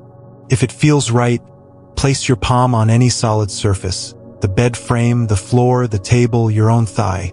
Feel temperature, texture, the outline of your fingers. Let your exhale drop low as if pouring through your palm into the surface. Whisper inside, here. You can pause anytime. The point is not mystical. It is practical. You are reminding your nervous system that you belong to gravity more than to spinning thoughts. Non-attachment can be misunderstood as not caring. But non-attachment is caring that is not clinging. It is holding your life with hands shaped like a nest, not fists. The nest holds. It does not crush. In daily life, the nest looks like this. You work with care and release the parts you cannot control. You love people fully and don't demand that they make your weather forever sunny. You aim for a good outcome and let your shoulders relax around the fact that outcomes are shared with 1,000 conditions beyond you. Non-attachment is not cold. It is affectionate realism. It makes focus sustainable because your heart is not strangled by its own expectations. One way to feel this is to notice the difference between grasping and gladness. Grasping says, this must stay or I will not be okay. Gladness says, this is here now and I'm grateful, and when it leaves I will still be myself. The first has tension in it, the second has warmth. You can sense which one is moving you by checking the body. A grasping project tightens the brow and squeezes the chest. A glad project feels weighty but breathable. You can shift from grasping to gladness by dropping one unnecessary demand from your plan and adding one act of kindness to the process.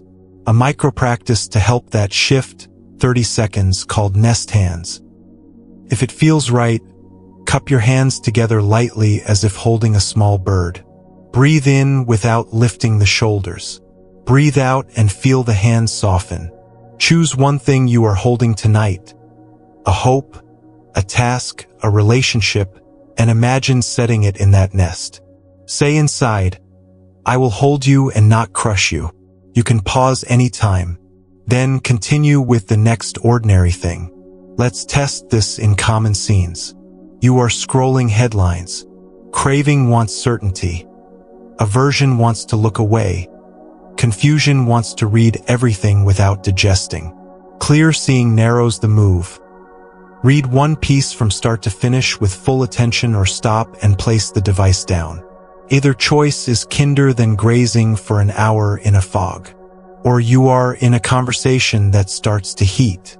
Craving wants the last word. Aversion wants to leave mid-sentence. Confusion wants to say yes to everything. Clear seeing suggests one pause and one plain sentence. I want to understand. Could we slow down? Many conflicts cool at that threshold. If they do not, you still remain anchored in dignity, which will help later. Another everyday parable helps here. A man threw insults at a teacher in the marketplace, trying to provoke. The teacher did not fight, did not retreat. He said, if someone offers a gift and you do not accept it, to whom does the gift belong? The man had nothing to say. The point is not to be clever in public. It is to remember that not every opinion needs to enter your house. You can decline the package. Let it remain with the sender. Your nervous system will thank you. A micro-practice for this, 25 seconds, called Decline the Parcel. If it feels right when a sharp comment lands, imagine it physically outside your chest, like a small wrapped box at arm's length. Whisper inside, I choose not to bring this in right now. Let one exhale lengthen. If there is useful feedback in the box, you can open it later when you have gloves on. You can pause anytime. This is boundary as gentle skill. You might worry that clear seeing makes you slow or indecisive. In reality, it often makes you faster because you reduce detours. When you separate sensation from story, you answer the actual email instead of 3 imaginary ones. When you pause before accepting someone's heat, you save the hour you would have spent cooling after exploding. When you choose one article and read it, you stop the looping graze that leaves little behind. Focus grows stronger not by clenching but by removing friction. An exercise for reducing friction, 40 seconds, named One Choice Window. If it feels right, give yourself a window of 3 breaths to choose the next single task. During those breaths, do not act, only breathe and listen. On the 3rd exhale, name the task out loud in a whisper. Open the document, wash the one pan, send the reply, lie down. Then do only that for a small segment, 2 minutes, 5 minutes. You can stop anytime. This removes the foggy in-between where you flip through choices and commit to none. Identity lightens when you practice like this. Instead of I am scattered, you try I'm a person who can choose one thing now. Instead of I am always overwhelmed, you try I'm someone learning to separate senses from stories. The second identity is flexible. It allows change. You will still forget. You will still loop. That does not make you a failure. It means you are human in training, and the training is gentle. Consider how this helps at night when the mind revisits the day. The storyteller may insist on a late review, what you said, what they meant, what could go wrong next week. Clear seeing proposes a softer plan. You give the radio 5 honest minutes. You sit up if needed and let it speak while you jot the tiniest bullet points in a notebook, 1 or 2 lines. Then you close the notebook and put it somewhere that feels like a promise. You touch the earth or the nearest solid thing and say inside tomorrow. Then you lie back down and attend to the senses, the weight of the blanket, the cool patch of pillow, the long road of breath. The storyteller will attempt to come back. You repeat the sequence. The repetition is not failure. It is how the grooves of habit are recarved.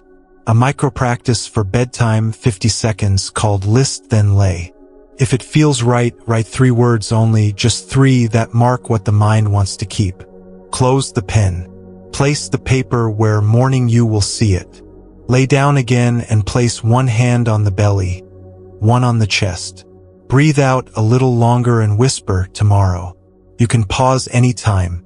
This mix of respect and boundary allows rest to begin. Non-attachment also relates to time. We grip a vision of how the evening should feel.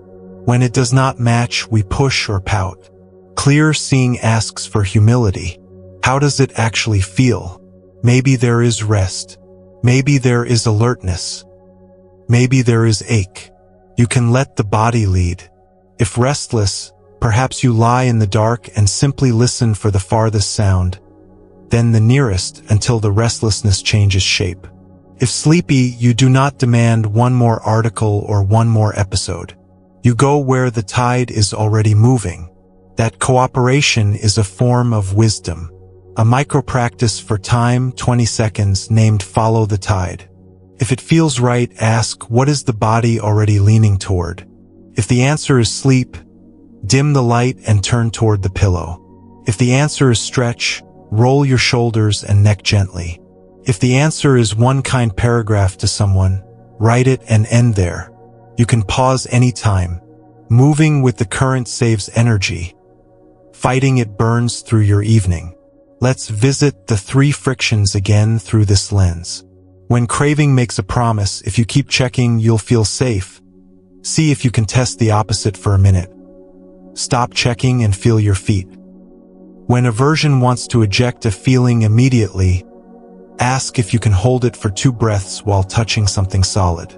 When confusion fogs everything, shrink the playing field to 1 square foot of reality. The book in your hand, the cup on the table, the breath under your palm. In each case, you are honoring senses first, story second. Story will be consulted when it is time to plan. It does not need to run the whole night. Workdays benefit from 1 more small structure, a gate for reactivity. Place a sticky note where you usually read messages with a single word on it, pause. That word is not a scold. It is a pact. When a spiky message arrives, you touch the note for 1 breath. Sense jaw, hand, feet. Then you choose one of 3 actions. Reply simply, ask a question, or defer. If defer, you pick a time and move the message to that time. The gate converts heat into momentum instead of damage. For parenting yourself, which is a strange phrase but a real skill. Offer a bedtime voice that is firm and kind. Not the drill sergeant, not the indulgent buddy. The steady adult.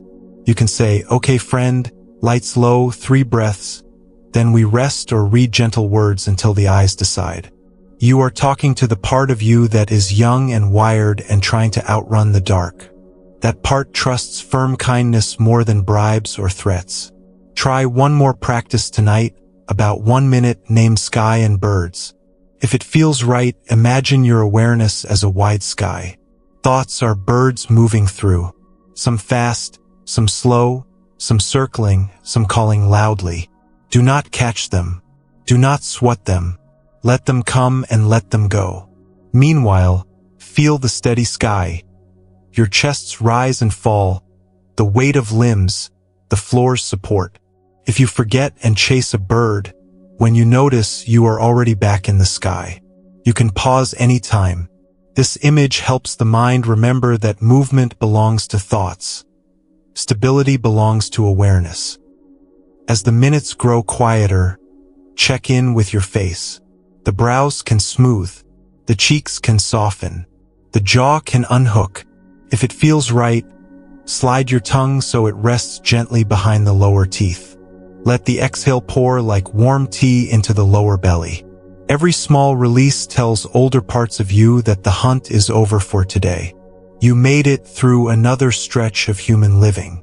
You did not need to be perfect to be worthy of rest. Place one phrase near your heart for the hours ahead. Something simple like, sense first, story later. Or touch earth, then choose. Or soft hands, steady look. Use it tomorrow when the radio turns up near noon. Use it at the sink. Use it when you feel the tug to rehearse someone else's lines. These phrases are like small lanterns in a home you already know. You will remember where they are in the dark. Finally, let your attention drop down your body in stages, like sand settling slowly in a tall glass. Crown of the head, forehead, eyes, mouth, throat, shoulders, chest, sides, upper back, belly, low back, hips, thighs, knees, calves, ankles, heels, toes. No rush. At each floor, let the breath leave a fraction longer. If you drift, let drifting be part of the settling. The goal is not to arrive at emptiness.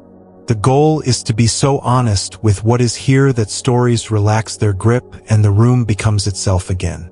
If sleep arrives, you will recognize its approach as the mind's sentences lose their endings and the body's rhythms take over like a tide. If wakefulness remains, you are still in good company. Your senses, your breath, the quiet witness that does not need to win arguments. Either way, you are practicing the art of seeing clearly and holding lightly. That art will travel with you into morning, ready to sit beside your coffee or your tea, ready to stand with you at the sink, ready to help you choose one kind action in a world that often forgets how. Rest now, dear friend. The earth is under you whether you touch it or not. The sky of awareness is above and around you whether birds come or go. In between is a life that needs your steady attention and your warm heart.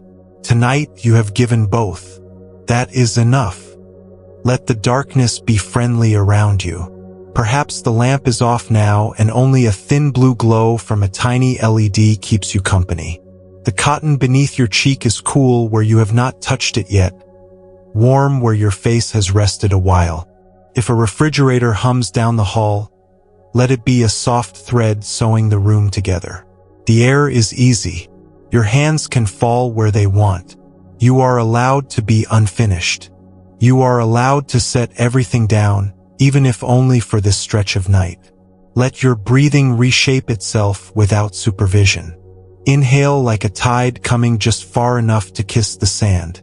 Exhale like it slides back with a long, contented sigh. Notice how the lower ribs widen a little when you do nothing special. Notice how the jaw loosens by itself when the mind stops asking for excellence. You are not here to impress the dark. You are here to rest inside it. Tonight we lean into the art of letting go, not as a slogan but as a skill. Letting go is not throwing life away. It is loosening what is strangling your clarity. It is the difference between holding a rope to guide you and clenching a rope that burns your palm. In the day, the rope is often invisible. Pressure to be liked by everyone, pressure to always be right, pressure to keep every plate spinning without a wobble. Clear seeing notices when your hand has turned to a fist. It invites your fingers to uncurl one by one until the rope can rest in the open palm of a sane effort. There is a gentle Zen story that helps. A visitor came to learn from a seasoned teacher. The visitor spoke quickly about all he had studied, what he already knew, how much he wanted to master next. The teacher poured tea into the visitor's cup until it reached the brim, and then kept pouring. Tea overflowed onto the table. The visitor cried out. The teacher smiled softly and said, "You see, when the cup is full, nothing more can enter." The lesson was not a scold. It was an invitation to empty a little, to pour out enough certainty, enough gripping, that fresh clarity can find a place. Tonight we pour a little out. Not everything, just enough to make room for rest and focus to breathe. Try a micro-practice called Open Palm Release, 30 seconds. If it feels right, place both hands on your thighs with palms up. Let the fingers curl naturally, then unfurl them a few millimeters on an easy exhale. Whisper inside, "Open." Notice the tiny drop in your forearms and jaw. You can pause anytime. This is not magic. It is muscle memory for letting go. Letting go has cousins: allowing, accepting, and choosing.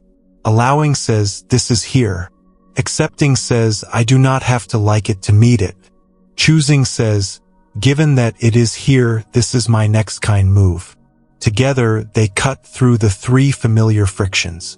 When craving says more, letting go answers, "Enough for now." When aversion says, "Get rid of this," letting go answers, "I can hold this gently until it changes." When confusion says, "I cannot tell," letting go answers, "I can shrink the question to one human-sized step." The mind does not lose power when you release the rope. It gains range. In practical life, letting go often looks like editing. You edit a sentence until it says what matters. You edit a to-do list until only real tasks remain, not fantasies or punishments. You edit a plan until the part you control is clear and the part you don't control is acknowledged. Editing is letting go of the extra words, the extra shoulds, the extra imaginary judges. You return to what is yours to carry. A micro-practice for this, 45 seconds, called Enough for Now. If it feels right, choose one area, your inbox, your room, your thoughts about a conversation. Whisper, "Enough for now," and identify the smallest complete action that would honor that area. One reply, one surface cleared, one sentence drafted and saved. Do the one action, then stop. You can pause anytime. The phrase "enough for now" is a doorway out of perfection and into movement. Letting go also means being friend impermanence. Not as a grim idea, but as a liberating one. There is a teaching told by many that brings this home. A monk held a glass he loved and said, "In my eyes this glass is already broken, because I know that I can enjoy every sparkle it throws in the sun, every ring it makes when touched. And when it falls, I will not be shocked by nature doing what nature does." This is not coldness. It is tenderness for the truth. When you remember that things change, gratitude visits more easily, and loss, when it comes, still hurts but does not feel like a personal failure. You can test this with something small, a favorite mug, a thriving plant, a perfect evening. See if you can enjoy them fully, because you are not promising yourself they will last forever. The enjoyment becomes vivid. You taste the tea. You feel the cool ceramic. You look closely at the leaf. Paradoxically, letting go of the demand that this must last allows presence to bloom. Presence is where focus lives. A micro practice named Already Changing 25 seconds. If it feels right, take one breath while looking at something you like nearby. On the exhale, whisper inside, already changing. Notice if appreciation sharpens rather than dulls. You can pause anytime. This is not a spell to protect you. It is a permission slip to love what is here without trying to cage it. In relationships, letting go does not mean letting go of care. It means releasing the script you are forcing on someone else. You can love deeply and still stop managing another's inner weather. You can say what you need clearly, you can set boundaries like a fence you maintain, and you can release the fantasy that love equals mind reading. Often, peace appears when the fence is clear and the gate is simple. Here is what works for me, here is what does not, here is how I will act either way. You stop carrying what is not yours. The arm that was wrapped around someone else's choices returns to your own life and can do something kind there. At work, letting go can look like ending a task for today when your brain has hit honest fatigue. You define done for now and trust that a rested mind finishes better tomorrow than a wrung-out one tonight. The culture may whisper that this is laziness. Clear seeing checks the results over time. You find that ending cleanly and returning with energy yields fewer errors, kinder emails, steadier focus. Evidence is your ally. Try a micro practice called Define Done for Now 40 seconds. If it feels right, before you close a task tonight, write one sentence that describes the current state and the very next step. Example: draft at 60%. Next step, add examples to section 2. Say the sentence aloud softly, then close the file. You can pause anytime. This turns letting go into a promise you can keep. The body learns letting go through simple signals. The jaw unhooks. The shoulders descend. The belly stops bracing. If you are unsure what to release, choose the jaw. Many of us carry anger, fear, and effort there without noticing. Letting the jaw part a few millimeters and letting the tongue rest low tells old parts of your nervous system that the hunt has ended for the day. From that message, clarity grows. A micro practice named Unfist the Face, 30 seconds. If it feels right, imagine your face is a hand making a fist. Then, on an easy exhale, let that fist become an open palm. Eyebrows drift apart, eyelids soften, cheeks release, mouth opens slightly. You can pause anytime. Notice if the mind's volume drops when the face opens. The muscles and the stories are more connected than we admit. Letting go can be frightening when you believe your value comes only from holding everything tightly. Identity can shift here. Instead of I am the one who keeps all plates spinning, you can try I am the one who tends what matters and sets the rest down. The second identity has room for being human. It has room for awe, for learning, for joy that is not scheduled. That joy, ironically, makes you more effective. People feel safe around a person who does not clutch the world as if it will run away. Safety breeds focus. We should speak again about the 3 frictions because they love to recruit your grip. Craving says, if you loosen, you'll miss your chance. Aversion says, if you loosen, the bad thing will catch you. Confusion says, if you loosen, you'll float aimless. Clear seeing answers each with a small test. You loosen for one breath and watch. Does the fear come true? Usually, no. Sometimes a small grief appears, and you hold it kindly. Even then, loosening brings more truth and less theater. Truth is a calmer floor for focus. Everyday scenes are perfect training grounds. You open your closet and see too many choices.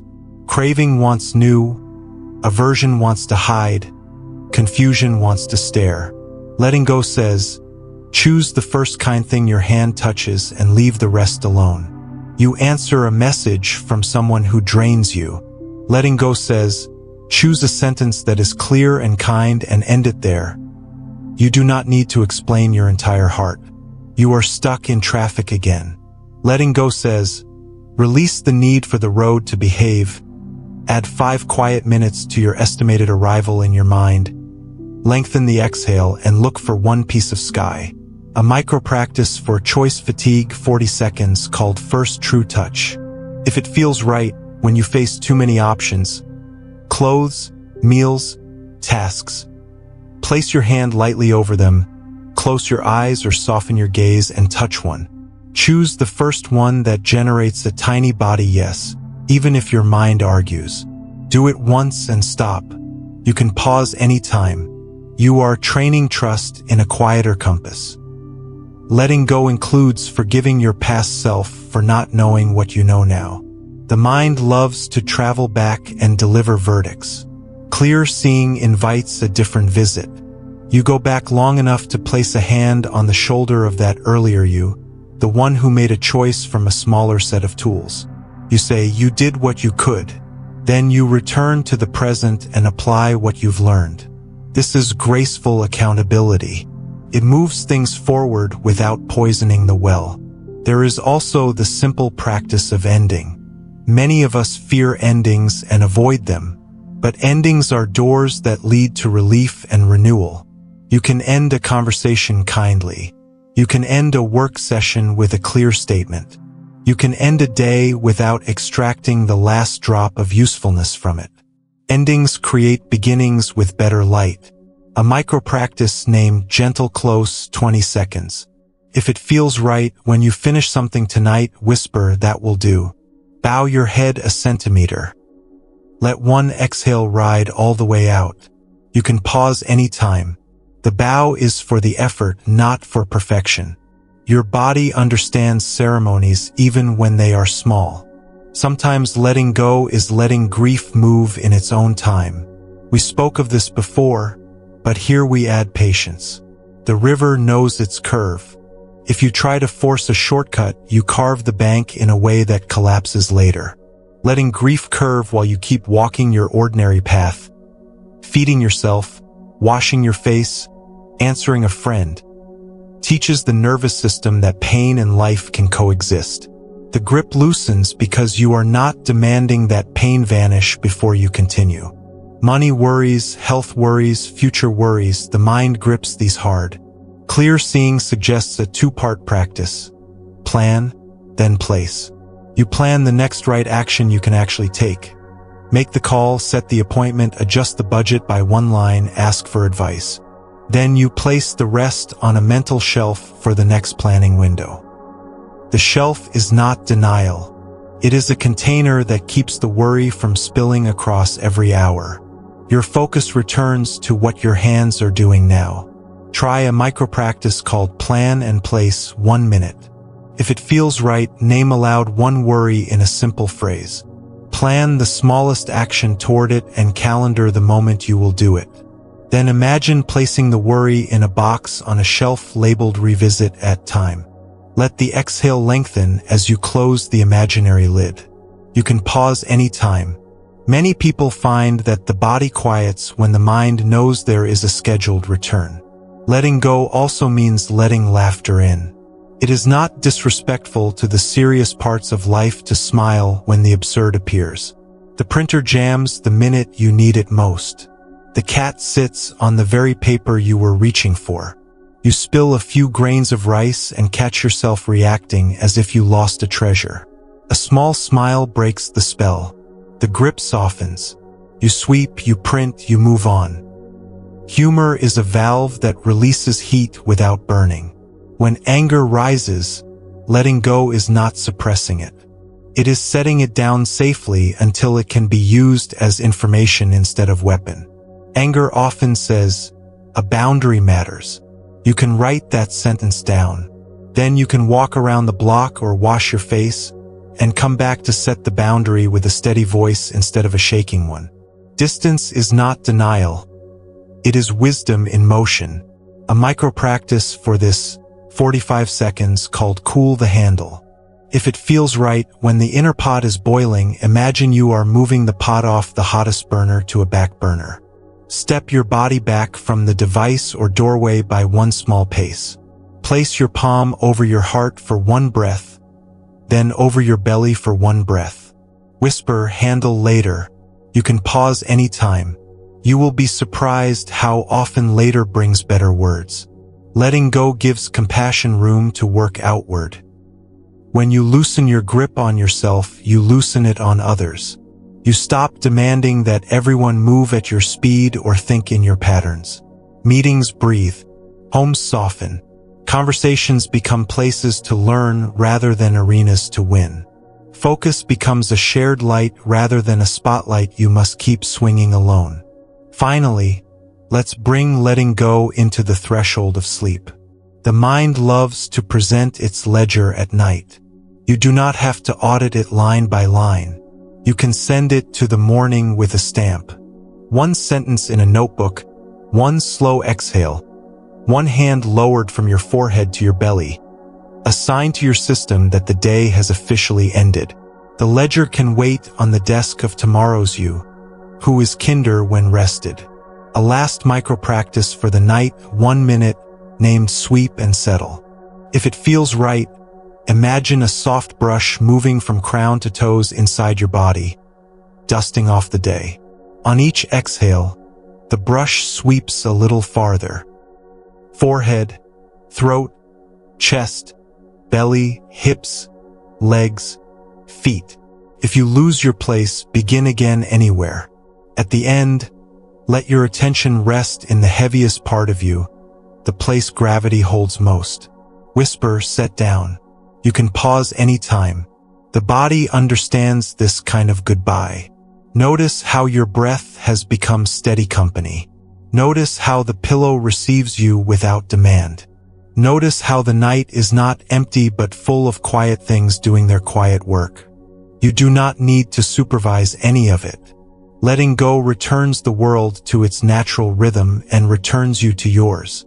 In the morning, there will be things to pick up again. You will pick up fewer than you feared and more wisely than before. Place one phrase on the nightstand of your mind for the hours ahead. Loosen to see, or open hands, clear eyes, or enough for now.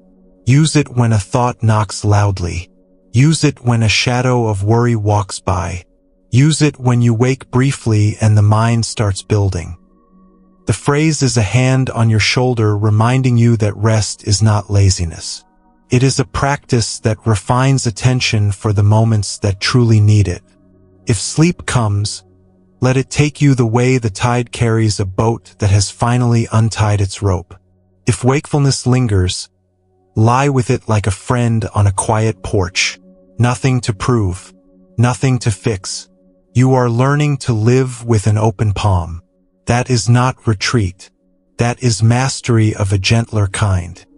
A quiet hush lingers along the walls, the kind of stillness that comes when a house has finally exhaled. Maybe the radiator gives a faint warmth, steady as a purring cat. The sheet is cool where your foot first touches it, warmer where you've been resting. A thin line of light sneaks under the door, not bright enough to work by, perfect for doing nothing. Let your head settle a little deeper. Let your chest feel broader than the thoughts inside it. You are welcome to be here without a single improvement. Invite the breath to grow unhurried. Let the next inhale arrive like a small wave sliding up the sand. Let the exhale draw back a touch longer, leaving tiny shells of relaxation along the shore of your ribs. If the brow feels busy, smooth it from the inside as if you were ironing silk. If the tongue presses at the roof of the mouth, let it float low and wide. You are not performing calm.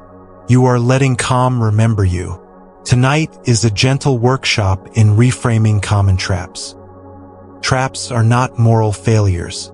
They are habits built by a mind trying to keep you safe in a fast world. When you see them clearly, you don't need to punish yourself. You simply choose a kinder frame, and the picture of your life changes.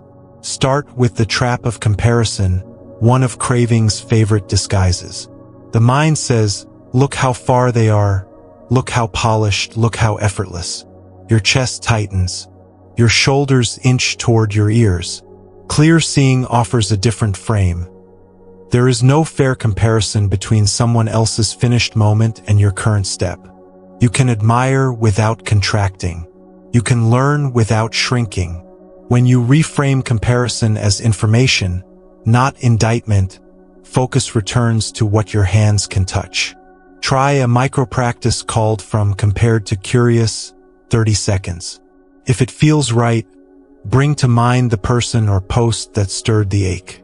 Whisper inside, what is one detail I can learn, not one judgment I can swallow. Note a single useful element, structure, tone, timing, and let the rest go. You can pause anytime. Curiosity feeds action. Judgment feeds paralysis. Another trap is catastrophizing, aversion's favorite megaphone. A small problem appears and the mind paints it in storm colors. This will ruin the week. This means I'm failing. This always happens. Clear seeing swaps lenses. From forever to for now. For now, the package is late. For now, the conversation is awkward. For now, energy is low. When you shrink forever into for now, your body can choose a proportionate move. You reply kindly. You reschedule. You drink water. You rest. The sky remains sky. A micro-practice for this 40 seconds named For Now frame. If it feels right, put the worry into a single sentence that starts with for now. For now, the project is behind 2 days. For now, my chest feels tight. Then ask, what is one decent action inside this for now? Name it. Do the smallest part of it. You can stop anytime.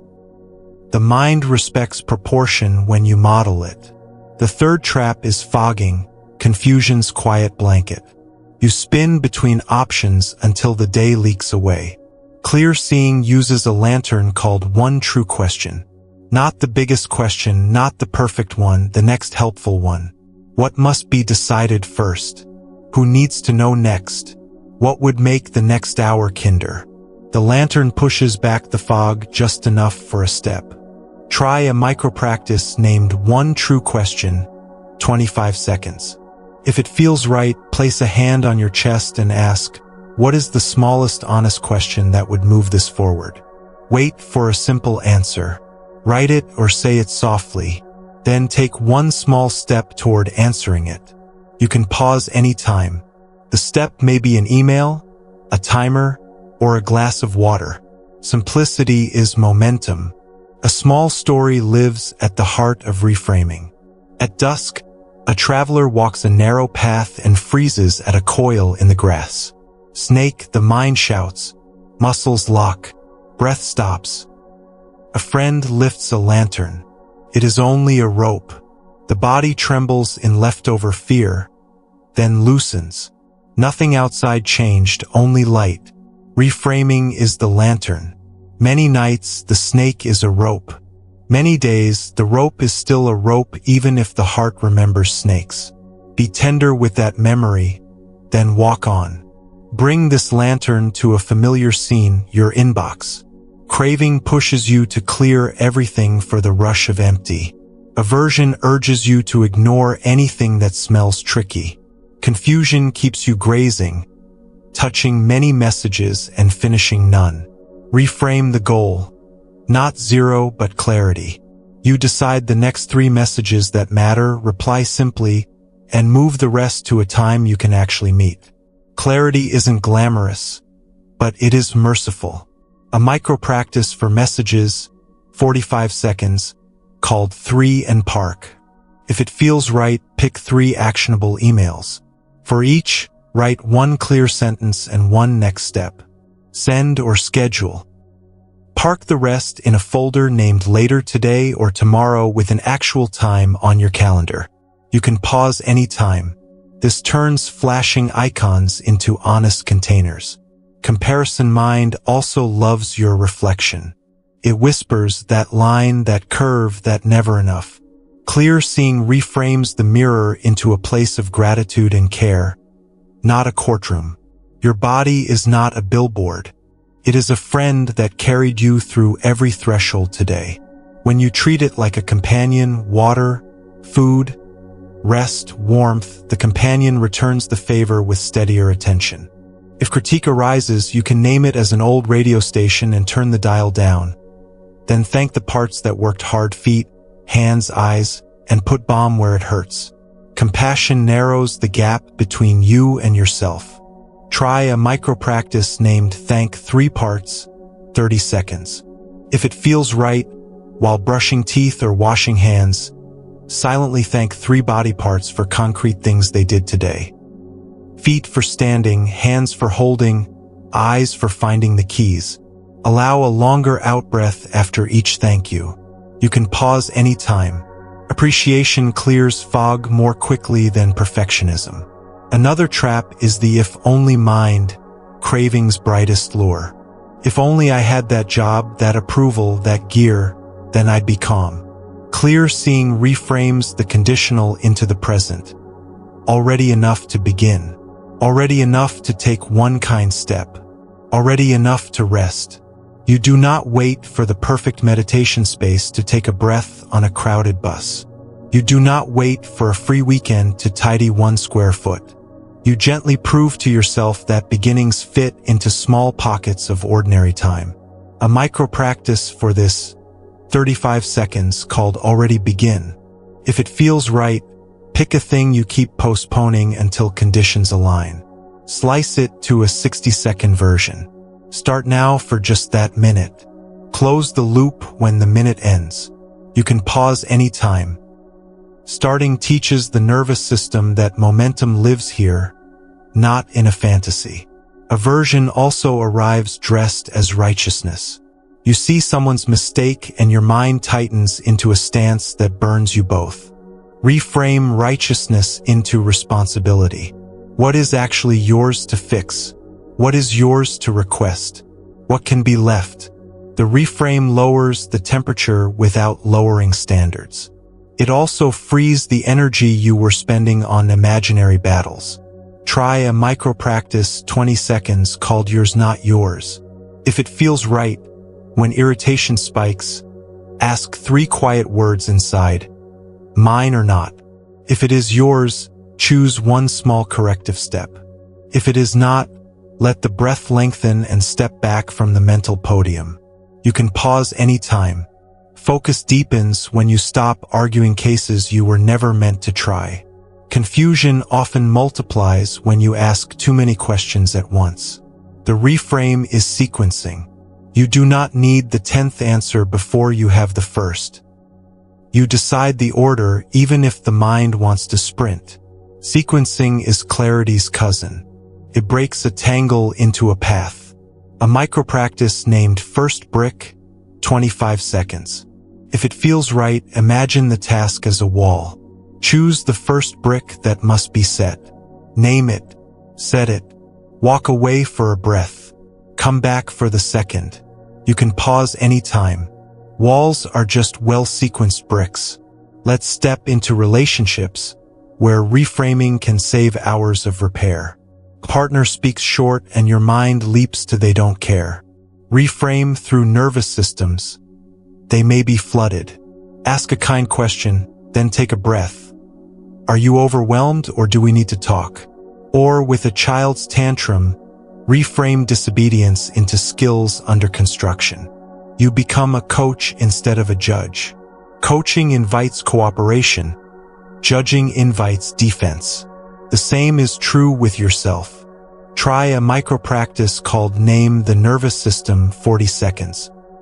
If it feels right, when tension rises with someone, silently choose a neutral nervous system word for what you see. Flooded, prickly, tired. Let your exhale lengthen as you hold that frame. Then offer 1 sentence that fits. Let's pause. I can listen in 10. I hear you. You can pause anytime. Neutral naming helps you choose care without erasing boundaries. Comparison and catastrophizing love your phone. The small screen becomes a small altar to scarcity and danger. Reframe the device into a tool with rituals. Rituals are frames you can step into. 1 intentional tap, 1 article all the way through, 1 friend messaged with warmth, then stop. The device obeys when the ritual is clear and repeated. If you forget, you begin again. Beginning again is a frame too. A micro practice for the device, 30 seconds, called close clean. If it feels right, before you put the phone down, do one kind closure. Mark unread what truly needs later. Delete what doesn't. Send one gentle note. Then breathe out as you lock it. Place it face down. You can pause anytime. Clean closure prevents the mind from chasing after loose threads in the dark. The rope and snake story has another lesson. The body remembers the freeze even after the light shows the rope. Your heart may still thump. The reframe is kindness to the residue. You do one settling action. Feel the sols. Name 3 colors in the room. Sip cool water. You do not berate the body for believing the first impression. You thank it for trying to keep you safe. A micro practice named residue care, 35 seconds. If it feels right, after a false alarm or a tense moment, place a hand on your belly and trace 3 slow circles. With each exhale, whisper inside, safe enough. You can pause anytime. Treating residue makes the next reframe easier. Identity can feel like a trap too. Fixed, heavy, full of always and never. Clear seeing reframes identity as weather. Tonight, you are a person experiencing doubt. Tomorrow, you may be a person experiencing ease. The sky remains you. The clouds pass. When you stop turning weather into a verdict, your attention loosens and your choices widen. Try a micro practice called Weather Report, 20 seconds. If it feels right, say your name softly inside and add is experiencing.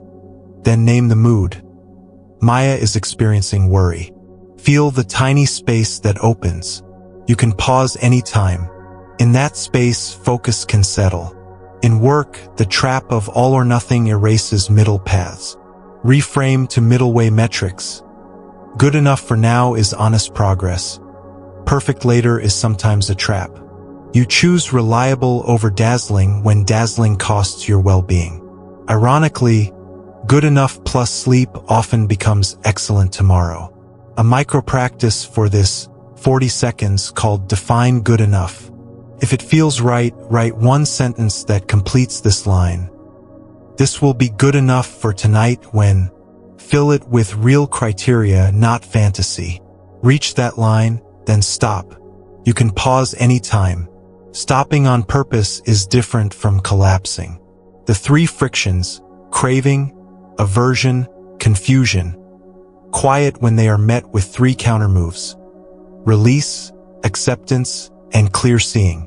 Release loosens the grip of more. Acceptance stops the fight with what is already here. Clear seeing shrinks the fog with one honest question. You will cycle through these moves 100 times. That is not failure. It is how a human life practices. Bring all of this into a bedtime ritual that reframes the end of day. The trap says, I must solve everything before sleep. The reframe says, I must sleep to solve anything well. The trap says, I didn't do enough. The reframe says, I did enough for now and I can continue tomorrow. The trap says, this mood is permanent. The reframe says, this is weather. I can make the bed for morning me. Try a closing practice tonight, 1 minute, called Frame and Float. If it feels right, whisper one reframe you want to carry into tomorrow. From comparison to curiosity. From forever to for now, from fog to first brick. Breathe out a little longer and imagine laying that reframe like a polished stone on the nightstand of your mind. Then float your attention down the body from scalp to toes, letting each region dim like lights in a hallway. You can pause anytime. The stone will be there in the morning. Notice the room's gentle continuity, the way sounds braid together into one soft rope of night, the way gravity keeps you without effort, the way breath is faithful whether you supervise it or not. You have not had to become someone else to feel better. You are simply looking with warmer eyes at the same life. That is reframing. That is wisdom stitched into minutes. Before we rest, touch the 3 traps with kindness one last time. If craving returns, you can answer enough for now. If aversion knocks, you can answer, I can hold this for 2 breaths. If confusion fogs the path, you can answer, what is my one true question? These sentences are small doors. Your hand knows these handles now. Let the breath slope downward like the last hill before home. Let your eyes grow heavier if they wish. Let the pillow do its faithful job. Somewhere, other people are setting down the same traps and choosing the same frames. You are part of that quiet fellowship. This belonging is not a story. It is a fact made of breath, gravity, and kindness. May your night be shaped by better frames than the day's noise. May your mind remember the lantern when snakes appear. May your heart find the middle way between clutching and drifting. And if wakefulness lingers, may it be held in a nest of steady breath and soft hands. You have practiced enough for now. Rest in that truth. The room keeps a gentle afterglow, like embers under soft ash. Shapes are kind, edges muted. The blanket has a steady weight that tells your nervous system you can settle. You might notice the clean smell of soap on your hands or the faint trace of the day in your hair. Somewhere a pipe ticks as it cools. Let your body lean into all of this. You are allowed to be unfinished and still be worthy of rest. Let your breathing ease without fuss. Inhale as if you were tasting a quiet at the edge of your lips. Exhale a shade longer, as if you were setting a letter down and smoothing its corner. Feel the ribs widen, then fold back. If the brow is hard, let it soften by 1 degree. If the mouth is tight, let the teeth be neighbors who do not touch. The body knows this path. You only need to step aside and let it walk you. Tonight we turn toward compassion and the gentle act of holding identity lightly. Compassion here is not sentimental or flashy. It is the steady warmth that keeps a lamp lit through bad weather. It begins at home with the person lying here now. When compassion sits beside you, the 3 old frictions, craving, aversion, and confusion, lose their sharpest edges. Craving is met with fullness for this breath. Aversion is met with soft courage. Confusion is met with a hand that says, we will ask one kind question and that will be enough for now. Try a micro-practice called warm wishes, about 1 minute. If it feels right, place a hand where it feels natural. Chest, belly, or cheek. On an easy out-breath, whisper inside, may I be gentle with myself. On the next, may I meet this moment as it is. On the next, may I rest enough to see clearly. You can change the words to fit your heart. You can pause anytime. Let the words be like low fire, not a performance. Compassion does not replace clear seeing. It empowers it. When you look at yourself through harsh eyes, perception shrinks and choices narrow. Through kind eyes, you can tell the truth without collapsing. I snapped at them and I was tired and I want to repair. All of that fits. The repair becomes a simple text tomorrow and a soft tone when you speak. The tiredness becomes a cue to end the day sooner. Truth plus warmth equals momentum. An old story paraphrased with care. As a boy, the one we later call the awakened one walked with a cousin who loosed an arrow and hit a swan. The boy ran and gathered the bird, sheltered it, and tended the wound.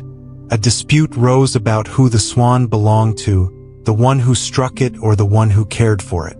The elders judged that life belongs with the hands that protect it. Whether or not the tale is historical is less important than its lesson. Compassion is not only feeling. Compassion is custody. Tonight, you place your own life in hands that protect it. That is a quiet vow. Identity lightens when you relate to yourself as a living being in your care rather than a project to be perfected. The sentence, I am broken, stiffens the world. The sentence, I am caring for a hurting heart, opens space. The first invites craving and aversion to fight. The second invites compassion to work. This shift does not erase effort. It changes its fuel. Effort fed by panic burns out. Effort fed by care lasts. A micro practice called gentle pronouns, 30 seconds. If it feels right, take a breath and change the sentence "I am anxious" to a pair of softer phrases. There is anxiety here and I am caring for it. Notice your chest and jaw as you say it. You can pause anytime. Language is a lever in the nervous system. In daily life, compassion can be ridiculously practical. The sink fills with plates. Instead of feeding the story "I am always behind," you say "I will wash two things well. Water, plate, breath." Then stop. You are not coddling yourself. You are choosing a doable kindness that keeps you moving. Or your inbox stings. Instead of rehearsing a defense, you place a hand on the desk and feel its coolness. Then you reply with one clear sentence and one next step. Compassion turns hours of internal argument into minutes of honest action. Another micro practice, 40 seconds, named friendly witness. If it feels right, imagine a wise friend sitting a foot to your left. Let them narrate in simple, kind words what is happening. Tired and trying. Anxious and breathing. Unsure and taking one step. Let your body feel how their tone changes your posture. You can pause anytime. Borrow this voice until it grows in you. In relationships, compassion is the skill of seeing the nervous system under the behavior. A child's refusal often hides a system flooded by transitions. A partner's curt reply may be a thin railing they're holding after a long day. Compassion does not erase boundaries. It changes how you place them. Instead of "you never listen," you try, "I want to hear you. Can we slow down?" Instead of "fine, forget it," you try, "I need 10 minutes to settle so I can respond well." Boundaries delivered with warmth land better and hold longer. Try a micro practice called one breath before words, 20 seconds. If it feels right, when your mouth is full of a hot sentence, breathe out once and feel your feet. Then speak in one simple line. You can pause anytime. Heat often evaporates in those 2 seconds, leaving the message without the scorch. Craving often asks compassion to hurry up and fix. Compassion answers by slowing into care. More likes will not soothe loneliness. A warm note to one real person might. One more tab won't end confusion. A glass of water and a 2-minute plan might. The gentle re-aim is not glamorous. It works. It makes focus possible because the heart is not sprinting for relief. Aversion wants to exile parts of you. Compassion brings them inside the house without letting them run it. Shame at the door gets a chair and a glass of water and a quiet friend who says, "You can sit here, you don't have to direct traffic." This sounds like theater until you try it and feel your shoulders drop. You are the host, not the guest of your moods. Confusion dims when compassion turns on a lamp at the smallest scale. What could make the next 10 minutes kinder? That is often enough to find a thread and begin. A micro practice named hand on threshold, 35 seconds. If it feels right, each time you move from one room to another, touch the doorframe lightly with your fingers. Whisper inside, "Enter kindly." Let the exhale lengthen a beat. You can pause anytime. Many houses have hundreds of thresholds. Each can be a bell. Identity can breathe when you hold your roles like garments you can slip on and off. You wear worker, you wear parent, you wear friend, you wear learner. Underneath is skin, breath, awareness. Steady. When a role frays at the edge, you are not shredded. You are the one who notices and mends. Saying "I am a person who learns" is kinder than "I am a person who must never fail." Learning people try longer. A micro practice called try a lighter name, 25 seconds. If it feels right, pick one heavy label you carry, always behind, too sensitive, scattered, and swap it for a present tense verb. Learning timing, feeling deeply, organizing in small steps. Say the verb aloud softly. Feel the shift in your chest. You can pause anytime. Verbs invite movement. There is another old teaching about compassion in action. Once, A dangerous bandit chased the teacher and met instead a gaze that did not hate him. The teacher did not excuse harm. He stayed steady and he walked with the man's fear until it loosened.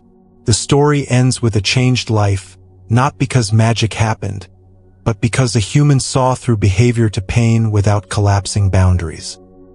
Whether the details are history or legend, the lesson is reliable.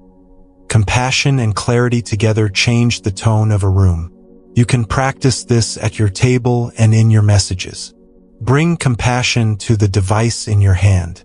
Behind every headline is a person with a body like yours. Behind every clipped note is a nervous system like yours. You can keep perspective without drowning. Choose one story to read deeply. Send one note that contains an extra inch of kindness. Then close the gate. Compassion has volume knobs, too. A micro-practice for screens 30 seconds called Person Behind. If it feels right, before you react to any post, whisper, "A person wrote this." Feel your breath once. Decide on reply, ignore, or unfollow with a steady hand. You can pause anytime. This prevents you from using your attention to fuel storms that do not serve you. Self-compassion does not mean self-approval. Sometimes your kind act is to apologize. Sometimes it is to stop a habit that hurts you. Sometimes it is to ask for help. Compassion is love plus honest limits. You set them for yourself the way you would for someone you adore. When you forget, you notice and return without drama. That move, notice and return, is the basic step of every practice in this series. Try a micro-practice called Small Repair, 40 seconds. If it feels right, think of one tiny repair you could offer someone tomorrow. 2 lines of apology, a thank you forgot, a clear boundary. Write a single sentence now in your mind. Let the exhale lengthen as if placing a stamp on the envelope. You can pause anytime. Compassion becomes trustworthy when it travels as action. At night, compassion is as physical as a blanket. You tuck yourself in. You speak to yourself in a tone you would use with a friend who has had a long day.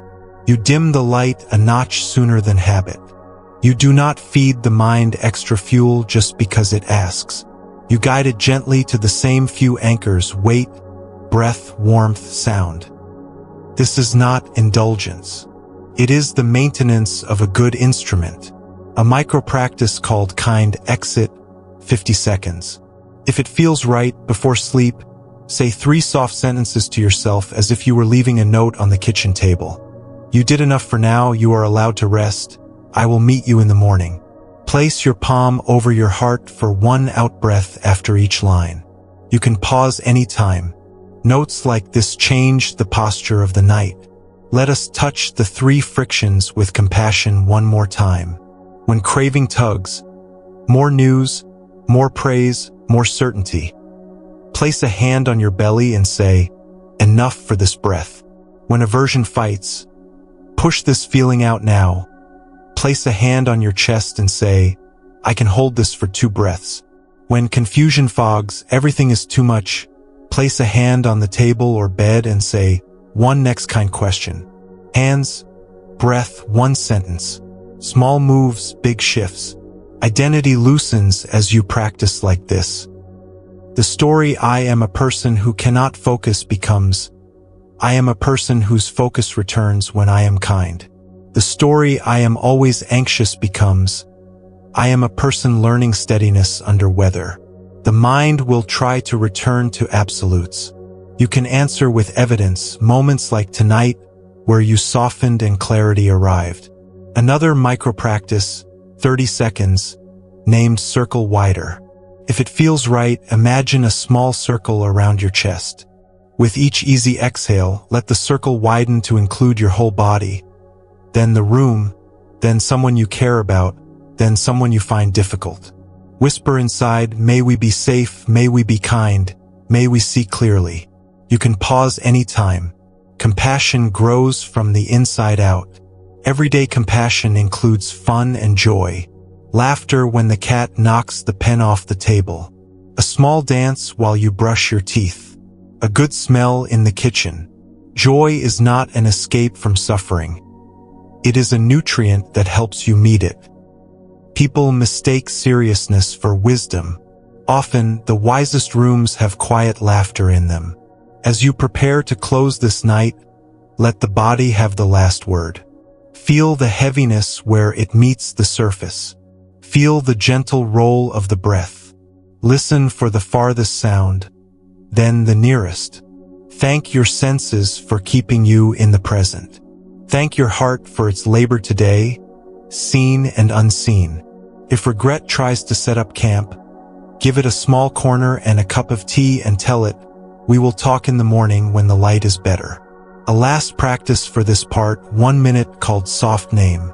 If it feels right, say your name softly inside, then add, "You did your best with what you knew."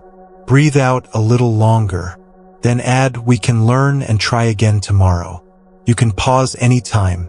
This is not a loophole for avoidance. It is the soil where honest growth takes root. The room is steady. The night is patient. Your breath is a friend that walks beside you whether you notice or not. Compassion is the lamp you can leave on low while you sleep. Identity is a coat you can hang by the door until morning. Under the coat, you are warm and human and here. That is enough. If sleep comes, let it cover you like a quilt sewn by many hands. Your own practice, the kindness of others, the ordinary mercy of a quiet room. If wakefulness lingers, rest under the quilt anyway. You are allowed to be held by your own care. In that holding, the world becomes less noisy without changing at all. Clear seeing and a warm heart share the same seat. The house has reached its quietest hour. Moonlight may be pooling on a strip of floor, a pale river you could step into without getting wet. Somewhere far off, a dog gives a single bark and then remembers to rest. The clock's second hand makes its tiny journey, even and sure. The blanket holds a cool edge where your foot can reach for it. The room does not ask anything of you. You can let your bones feel a touch heavier, as if gravity were a kind hand smoothing the day out of your muscles. Allow the breath to find its own wider shape. Let an in-breath arrive like a tide that knows the shore by heart. Let an out-breath draw back longer, as if it enjoys the glide. Notice what softens when you stop negotiating with the moment. Maybe the back of the tongue, maybe the corners of the eyes, maybe the skin over the ribs. Tonight is for collecting the threads we have laid across many evenings and weaving them into something you can carry without strain. Tonight is for a simple closing, a blessing, a small seed for morning. You have been practicing a way of seeing that does not pinch the world narrow. You have learned to return to the senses when stories grow loud. You have met the three old frictions: craving, aversion, confusion. Like winds that once knocked you sideways and now, more often, simply ruffle your sleeves. You have turned ordinary corners into doorbells. The doorframe, the tap, the lamp, the first touch of your phone. You have tasted the quiet relief of not adding a second arrow to the first. You have placed stones on mental shelves and found that the shelves hold. You have been kinder to your nervous system on purpose. These are not small things. Try a micro-practice called Final Sweep, about 1 minute. If it feels right, imagine your attention as warm water poured slowly from the crown of the head down to the soles. As you breathe out, let the water move to the next region. Forehead and eyes, cheeks and jaw, throat, chest, belly, hips, legs, feet. You can pause anytime. When the water reaches your toes, let the next exhale linger, as if the tide were content to rest in the cove it found. Clear seeing was never meant to be a rare ceremony. It is a way of standing in your life with soft eyes and steady feet. It is washing one dish with attention. It is reading one message without bracing. It is answering one child with your shoulders lowered.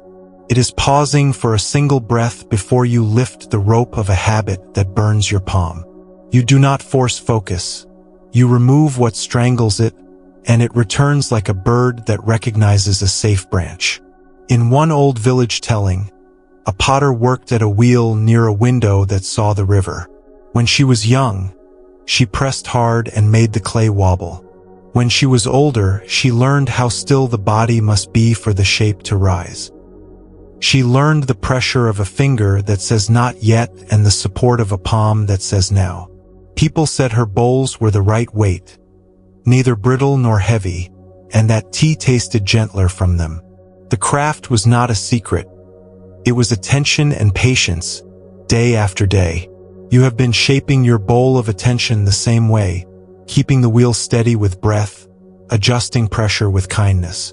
What you drink from it tomorrow will carry tonight's quiet. If the mind brings you the old trio again, more, away, fog, touch each one for a moment. Craving may tug at you to glance at the device one last time.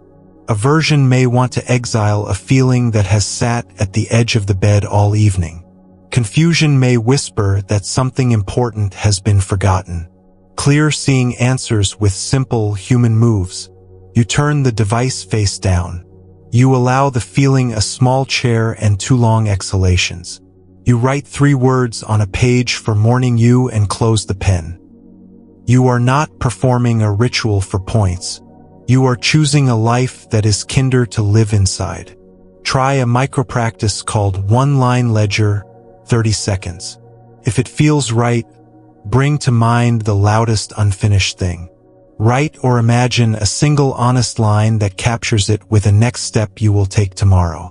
Whisper inside, tomorrow. Let your exhale lengthen as you place the line down like a folded note. You can pause anytime. This gives the mind proof that you are a trustworthy caretaker of what matters. You may have noticed that compassion and clarity travel well together. When you soften the voice inside, your attention stops hiding. When you choose words that do not bruise, your focus does not waste energy on repairs. This is practical. It is also a quiet form of love. You are offering the same decent conditions to yourself that you would offer to a guest you hoped would stay a long time. Guests stay where the light is warm and the floor is not cluttered. Attention stays where it is welcomed without scolding. There is a dignity to ending a day on purpose. Many nights end by collapse. Few end by choice. Choice can be brief and gentle. You dim a lamp. You smooth a corner of sheet. You place the mind's ledger on its shelf. You bow to the ordinary room that held you. You lower yourself into the shape that sleep prefers. The body hears endings. It loosens earlier the next time because it trusts that you will not ask it to sprint past the finish line forever. Try a micro-practice called Gentle Bell, about 20 seconds. If it feels right, touch the headboard or the table as if it were a bell. On the exhale, give the smallest nod. Say inside, this day is complete enough. You can pause anytime. The bell is not grand. It is yours. Identity loosens when you keep choosing small, true actions over heavy names. You do not need to be the person who never loses their way. You can be the person who keeps returning. You do not need to be the person who always feels confident. You can be the person who can act kindly while nervous. You do not need to be the person who never needs help. You can be the person who asks. These names fit better. They leave room to breathe. In the morning, you will wake into weather that you cannot fully order. Clear seeing will not demand that the sky match your mood. It will help you choose responses that match your values. You will hear the radio of thoughts and reach for the dial. You will address the 3 frictions with the 3 counter moves: release, acceptance, clear seeing. Sometimes in that sequence, sometimes in another. You will forget. You will remember. The remembering will come faster because you have practiced remembering in rooms like this one. Try a micro-practice for the first light, 40 seconds, called Morning Seed. If it feels right, choose one sentence you want the day to grow around. Something like sense first, story later. Or soft eyes, precise steps. When you first sit up, Speak the sentence softly and feel the soles of your feet for one breath before you reach for anything. You can pause anytime. A small seed in steady soil becomes a habit you can lean on. If regret visits now, treat it like a teacher whose method is a little loud. Thank it for wanting you to grow. Ask for the lesson in one plain sentence. Make a plan that fits one honest next step. Then invite the teacher to wait on the porch while you sleep. You will let them in during office hours tomorrow. This is not avoidance. It is boundaries that keep your nights from becoming endless staff meetings. Try a micro-practice called Porch Hour, 35 seconds. If it feels right, imagine the visitors that want to speak. Worry, regret, ambition, standing outside your door with kind faces. Tell them a time you will meet them tomorrow. See them nod. Breathe out slowly as you close the door. You can pause anytime. The visitors are more patient when given a real hour. The body will carry you across thresholds whether you notice or not. It is good to notice sometimes. The first sip of water, the quiet click of a latch, the light on a loved one's face when they see you have listened. The muscle of kindness grows by repeating small lifts. The backbone of attention straightens without strain when you stack these moments like smooth stones. Tonight, assemble a simple altar in the mind out of what you already have. A cup, a breath, a phrase, a piece of sky visible tomorrow through a familiar window. You do not need incense or bells. You need willingness to be where you are. The altar is mobile. It sets up in kitchens, cars, offices, sidewalks, beds. It accepts brief visits. It gives steady returns. Try a micro-practice called 4 Simple Things, 50 seconds. If it feels right, name one object you will touch tomorrow with attention, one person you will greet with presence, one task you will do in a single sitting, one place you will pause to feel your feet. Speak them softly now. Let the exhale lengthen a hair after each. You can pause anytime, for simple things can hold a day upright. If sadness is here under the covers, it can stay. You are not required to brighten every corner. You are invited to bring a lamp near enough to see where to place your next foot. Some nights, the lamp sits on the floor and that is enough. Some nights, it climbs to a shelf and illuminates the whole room. Both are useful. Both are honest. Meeting sadness with steady breath and a light hand is not passivity. It is courage that knows its size. The old teachings often end with humility. Keep going, keep looking, keep caring. There is no golden stamp that says you are done. There is no rank from which life stops offering fresh puzzles. The gift is that practice makes the puzzles kinder to meet. The lake inside you clears more quickly after a wind. The jar's silt settles when you put down the stick. The lamp burns longer because you tend the wick. Try a micro-practice for the edge of sleep, 1 minute, called Nest and Sky. If it feels right, imagine your body as a nest that is already holding you. Notice 3 places of comfort: the weight at the hips, the warmth at the chest, the softness under the cheek.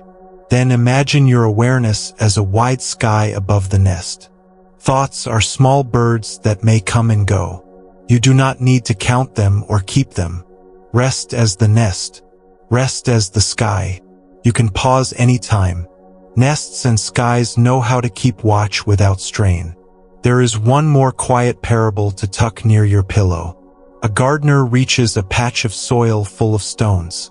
Rather than cursing the ground, she sets down her bag, lifts one stone, and places it at the edge to make a border. Day after day, one stone at a time, the border grows, and the soil inside softens. She does not hurry seasons. She does not yell the seeds awake. She clears, she waters, she lets the sun do what only the sun can do. This is your work now. One stone moved.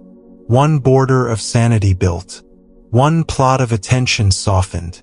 The rest belongs to time and weather, which are old and trustworthy hands. Before we turn out the last inner light, gather the phrases that felt like true friends these nights. Seeing clearly, acting kindly. Sense first, story later. Enough for now. Set it down. Touch earth, then choose. You do not have to hold them all. Choose one. Let it sit in the quiet of your chest like a warm coal that does not burn, only glows. It will still be there when you wake. There is a blessing I want to lay at the edge of your bed.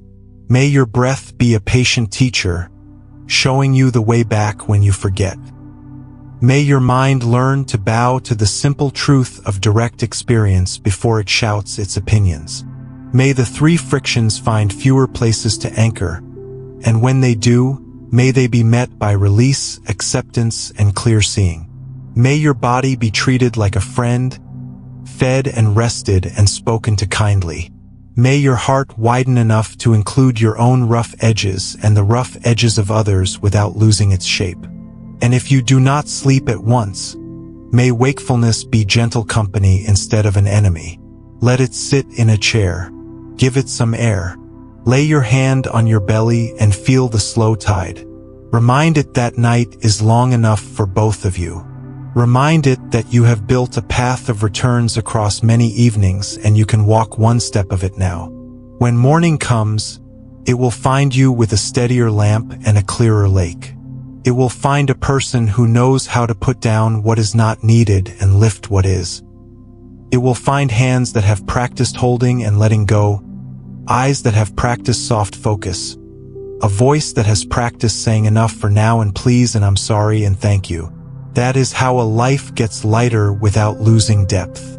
Let the room have you now. Let the pillow do its quiet work. Let gravity be a friend who carries some of your weight. Let the breath move like a tide that has always known the shore. This day has been enough. You have been enough within it. Rest inside that sentence until it warms the whole room. If sleep comes, greet it as you would a long-awaited guest who knows the way. If wakefulness lingers, rest anyway. The body is still learning ease from your company. Either way, the practice continues, soft and sturdy, like a path that deepens each time it is walked. You can return here whenever the world grows loud. The door is not locked. The lamp is not hidden. The earth is always under your palm. Good night, dear friend. May you be safe. May you be kind. May you see clearly. May you sleep in peace.